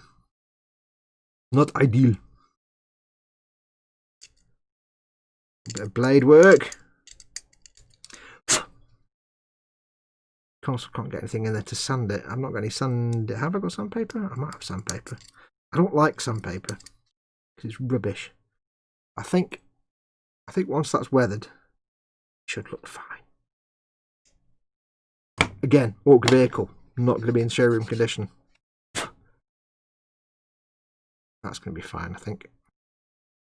Cool. Yeah, so I can't glue that on now. I'll have to glue that on at the end. But as long as I know, that's all I need to keep an eye on is I glue that bit on after the sidewall's on. I can't get that in there without forcing it. As it catches on there, you see. So, can't do that. There's a lot of sub-assembly. Some of these other vehicles I've got them on the base, and there's like 2 or 3 bits I can pull off to get the painting done. This one's going to be just a box full of bits. Yeah. Right, quick look at the chat. YouTube is being a nonce. I'm not seeing any frame drops, so I assume it is an issue with YouTube, I guess. Apologies. I thought it was my broadband acting up.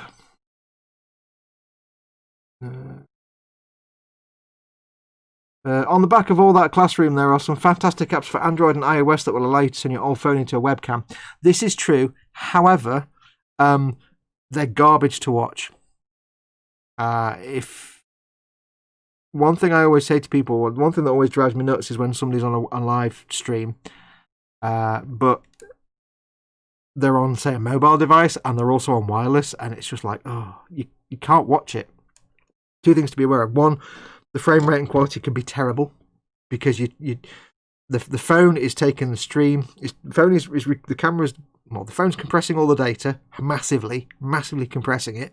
Then it's got to transmit it over the wireless network to your router, I guess, or even worse through the actual telephone network, which is compressing it even more. Then it goes to YouTube, and then they compress it, and then it goes out to the live stream. So it's invariably going to be terrible quality. And if it's wireless, it's not going to be. If you're going to stream to the internet, don't ever use wireless anything, because people aren't going to sit and watch 5 frames a second or really low quality footage. It's horrible. I mean, if you're doing like a live stream with someone, you're hanging out, and it's like a group of you in a chat or something, like, you know, a hangout type thing, you can kind of get away with it, but it can still be annoying if it's really choppy. There's nothing worse than everybody being nice and clear, but one guy having the choppy frame rate where he's going because it's on a wireless connection. So if you want your viewers to be happy, as much as possible, for the love of dog, please have a camera that's hardwired and have a computer that's hooked to the router, not anything wireless. Try and avoid wireless at all costs. The other thing about mobile devices is, like I said, they overcompress everything. Your quality is going to be kind of garbage, and they get really hot. And what I don't want anybody to do is be streaming from their thing and their phone explodes because the lithium-ion battery suddenly gets too hot. I find when I'm recording, I use an old, where is it? I've got it here, but I use an old iPhone 6 as my camera. iPhone 6. And that's just recording. That's just recording video. It's not streaming anything. But after like half an hour of filming, that thing can be really warm. And that's just literally camera, record, go. Although it's running a camera app as well. It's running a separate camera app. That can get hot just filming.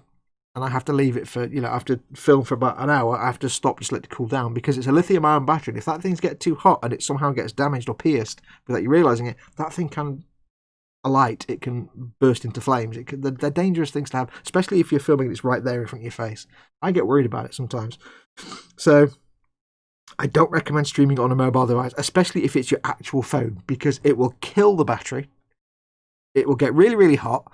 That will shorten the life of the battery because it's 1 billion degrees. It'll knacker you. It's just not worth it. If you want to do live streaming, if it's a last minute, didn't have time to set up things, and it's somebody doing like a 5 people hangout, it's fine as a one-off. But if you want to do it as a YouTube channel and you want people to come back and watch your content over and over again, don't skimp on the quality. Don't stream from a mobile.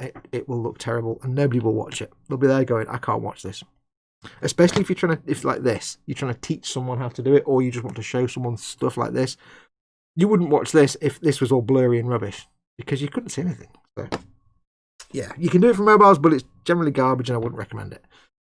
One of the reasons I don't do like regular live stream type things with other people in it is because I don't want to have to say to people, do not join unless you have a wide connection and a webcam, because it sounds really harsh to say that. If you're on a mobile or a tablet, don't join my live stream because it's going to be garbage and people will suffer. I don't like saying that, but it's true. It's unfortunately the truth. Let's have a look. I've returned from the store. Time for some lunch, says Paul Di Tommaso. You can't say time for some lunch without saying what lunch actually is, dude. You know the rules. B3, bit the bullet and got one of those Space Marine figures because they look mint. Good girl. I don't have to paint because it's already in my signature colour of grey primer, lol. You have to paint it, dude. You have to paint it. Paint it. Sorry. You have to paint it. Hello. Oh, Bella. Oh, matron. Oh, blimey, Riley. That was not herring. That was literally, honestly, an unexpected burp. I have no idea where that just came from. I don't even know what that flavour is. It's most pleasant, but I don't know what it is. I don't know what I've eaten. Not anything I've eaten recently.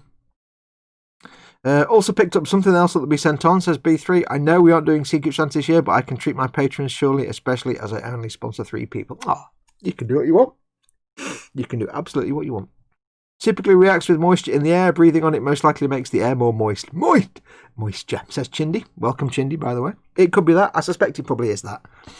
I have found that just breathing on it, blowing on it helps it cure, but breathing on it slowly actually makes it cure a bit faster. No, obviously have a kicker of some sort is even better because A, this works instantly, and also it smells fantastic. I love the smell of it. It's so electronic-y. It's just always a lovely smell. I love it. But welcome, Chindy. I had my own made-up chapter back in the day, 30 years ago. Emperor's Pride, terracotta and tan livery with a lion sigil. You just want to do white with the brown again, don't you? That's your signature colours, off-white and terracotta brown. Leftover pepperoni, green olive, and extra cheese pizza, says Paul Di Tomaso. You have this thing for I don't know what this thing is you have for pepperoni. You're always eating pepperoni on your pizzas. I don't know how. It's horrible stuff. But I will not stand in the way of your preferences, but ooh, pepperoni. You always seem to be having a pepperoni on your pizza there. Where's the spicy beef? Where's the barbecue chicken? Where's the tuna? Always you should have tuna. Where's the anchovies? God damn it. Anchovies, man. It's the way of the future. All the cool kids have anchovies and tuna and spicy ground beef. Oh, spicy ground. I want pizza now. I can't have pizza. God damn it. Nim says that burp that burp scared the cat on my bed. Alright, that burp scared the cat on my bed jump. I made your cat jump. It made me jump. I wasn't even expecting it. Anybody's wearing headphones, I do apologise. It was kind of sudden.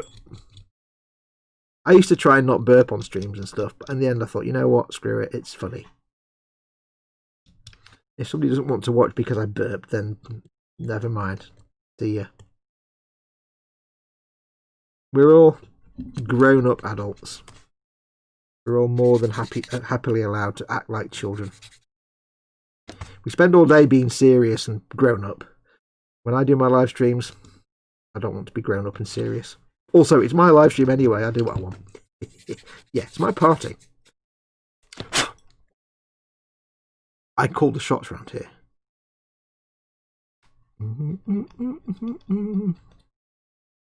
Do. Wouldn't be the worst thing I'd ever seen someone do on a live stream.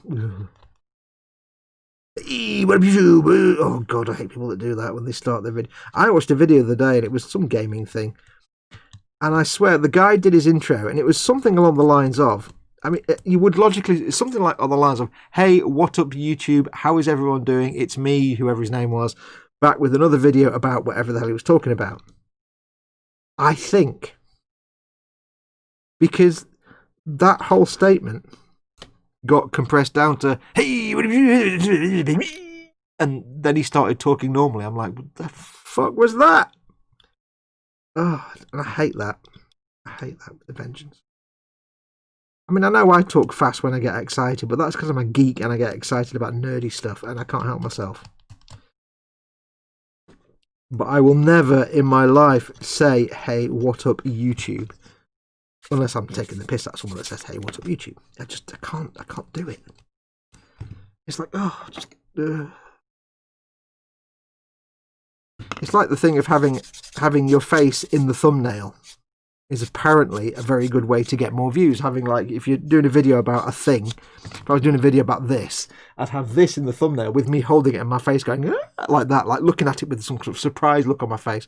And it'd be my face and this and me pointing at it. And that's apparently the most profitable thumbnails you can do is face looking at thing you're talking about with an expression on your face of surprise or something. And that's why you see them all over the place, and I can't stand it. But I know that's how you get views. That's one of the things you can do, because there's too many stupid people out there who will find that attractive. I don't know why. But I refuse to do it because it's just dumb. Also, it doesn't really work on this kind of subject. Also, you don't want to see my face. Also, I don't wear backwards baseball caps.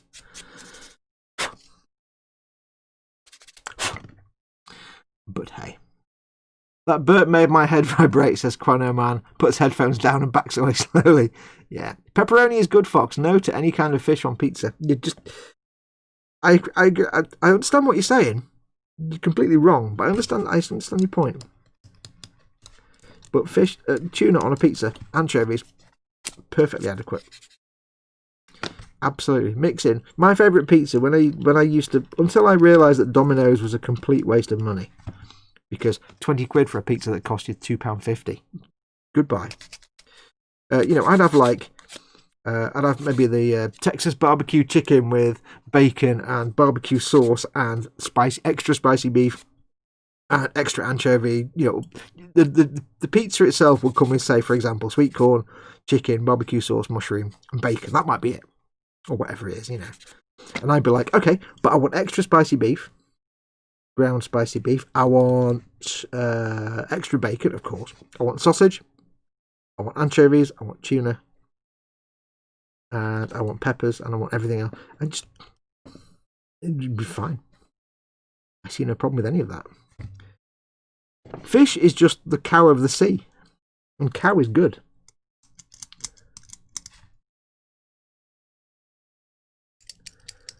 Pepperoni is just... I don't know why. I just never liked it. It just tastes kind of... I don't know. It's just weird. It's not a taste that doesn't inform me. It's not offensive to me. It's just like... bleh. It's too greasy and artificially and... yeah. I don't know. Spicy pepperoni, isn't it? I don't know what that was supposed to be. I apologise to the entire country of Italy.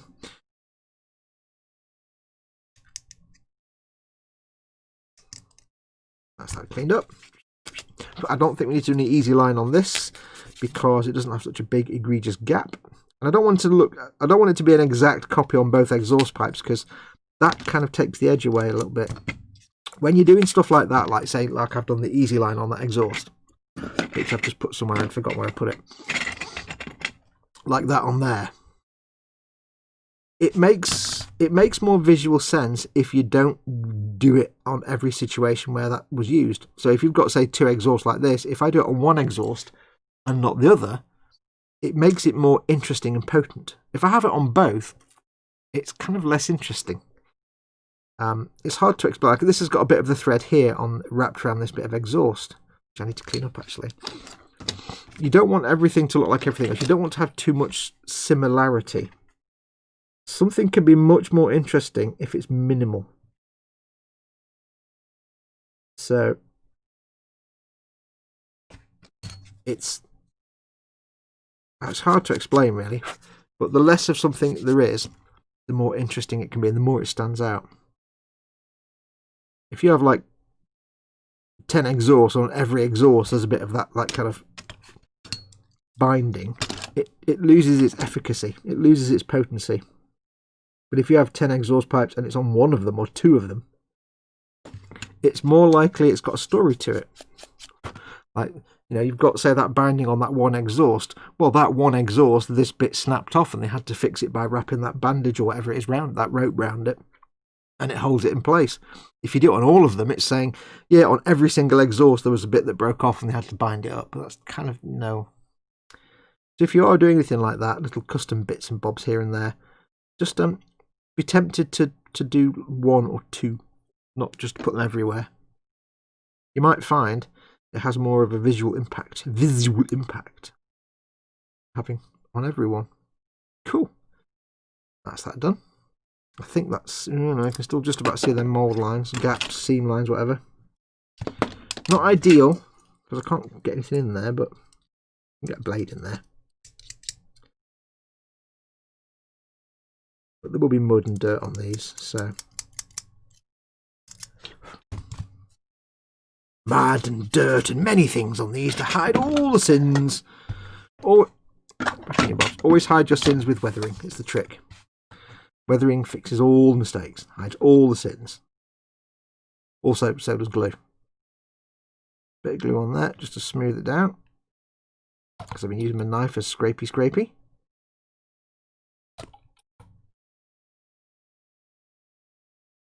And again, take into account there's a bandage holding that little exhaust vent on.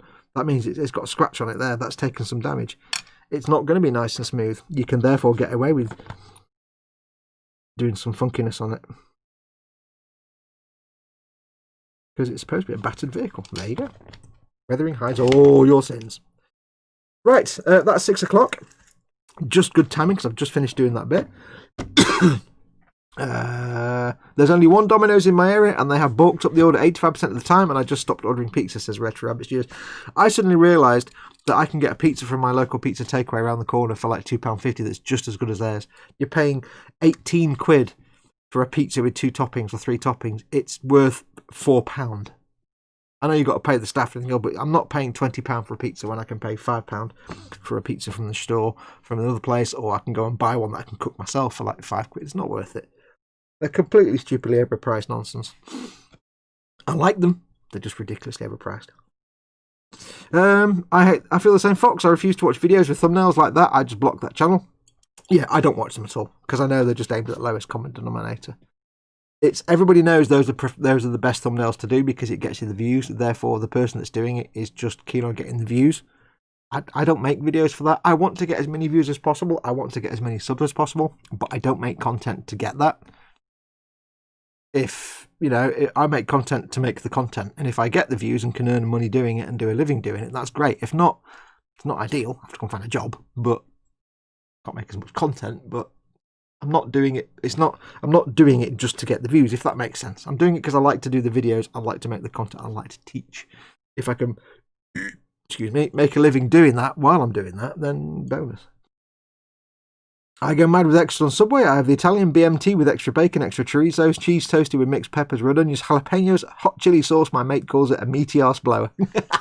I like the sound of that. Yeah, I like Subway. I hate clickbait thumbnails. I've seen some from female creators and like, I'm sweetie, please do a little decency. I saw one the other day. Oh, I swear. I know I'm going to finish in a minute, but I swear. No names mentioned because I can't remember. I instantly just ignored it. It was a Warhammer video, and it was basically whatever she was painting or making was here, like that, in the thumbnail. Imagine this whole screen of the thumbnail. Here was the thing she's building here. There you go. And the title was like, live stream or whatever it was, building a such and such, whatever, Redemptor Dreadnought or something. And then all this part of the picture here was a picture of the woman, like a face here, and then the lowest cut top you can imagine, maximum cleavage showing out. And I'm like, really? Really? And it was a miniature painting channel, and it was, decent paint job. She's a good painter, but I'm like, so not watching that because and it wasn't just that, I'm not saying she can't wear that kind of top and so on and so on, but the picture where it was done was blatantly just to give as much cleavage in that photograph as possible. The angle it was shot from, the way it was in the thumbnail, I'm like, yeah, that's not just that you happen to wear that outfit when you were filming it. That's you've deliberately taken a cleavage shot to entice the blokes to. No, I'm not. No. If I want to watch your painting video, it's because I want to watch you paint, love, not because I want to watch. And then I just get sad then because there are people that. They do that because they know there's an audience for it, and that makes me sad. That, there's an audience for it. Oh well. You'll never see me exposing too much cleavage on my thumbnails. I will never get my... Yeah, there's never going to be wappage occur. No. Low cut. No. You don't want to... I'll never subject you to that. I want the views. Anyway, yes, that's going to do me. So, that's going to do us for now. I've still not finished this little thing. We'll get more done next week. I think this will end up being a bowl full of bits, or a little tin full of components that eventually get put together into a paint job. So we'll crack on with this next week and see how much we can get done.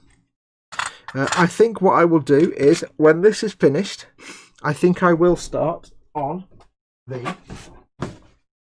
Wise Bomb Blaster Jet. Why not? I've got to get it built because I've got to do some filming for the guys at Goblin. And remember, of course, this puppy here that I can't now get out because it's in place. This puppy here will be that will be the next Tabletop Trauma Centre. You'll get to see me paint this, but not build it because it's built. This puppy here, you'll get to see me build this on Warhammer Sunday, but you're not going to see me paint it on my channel because I'm going to film this just for Goblin Gaming's channel.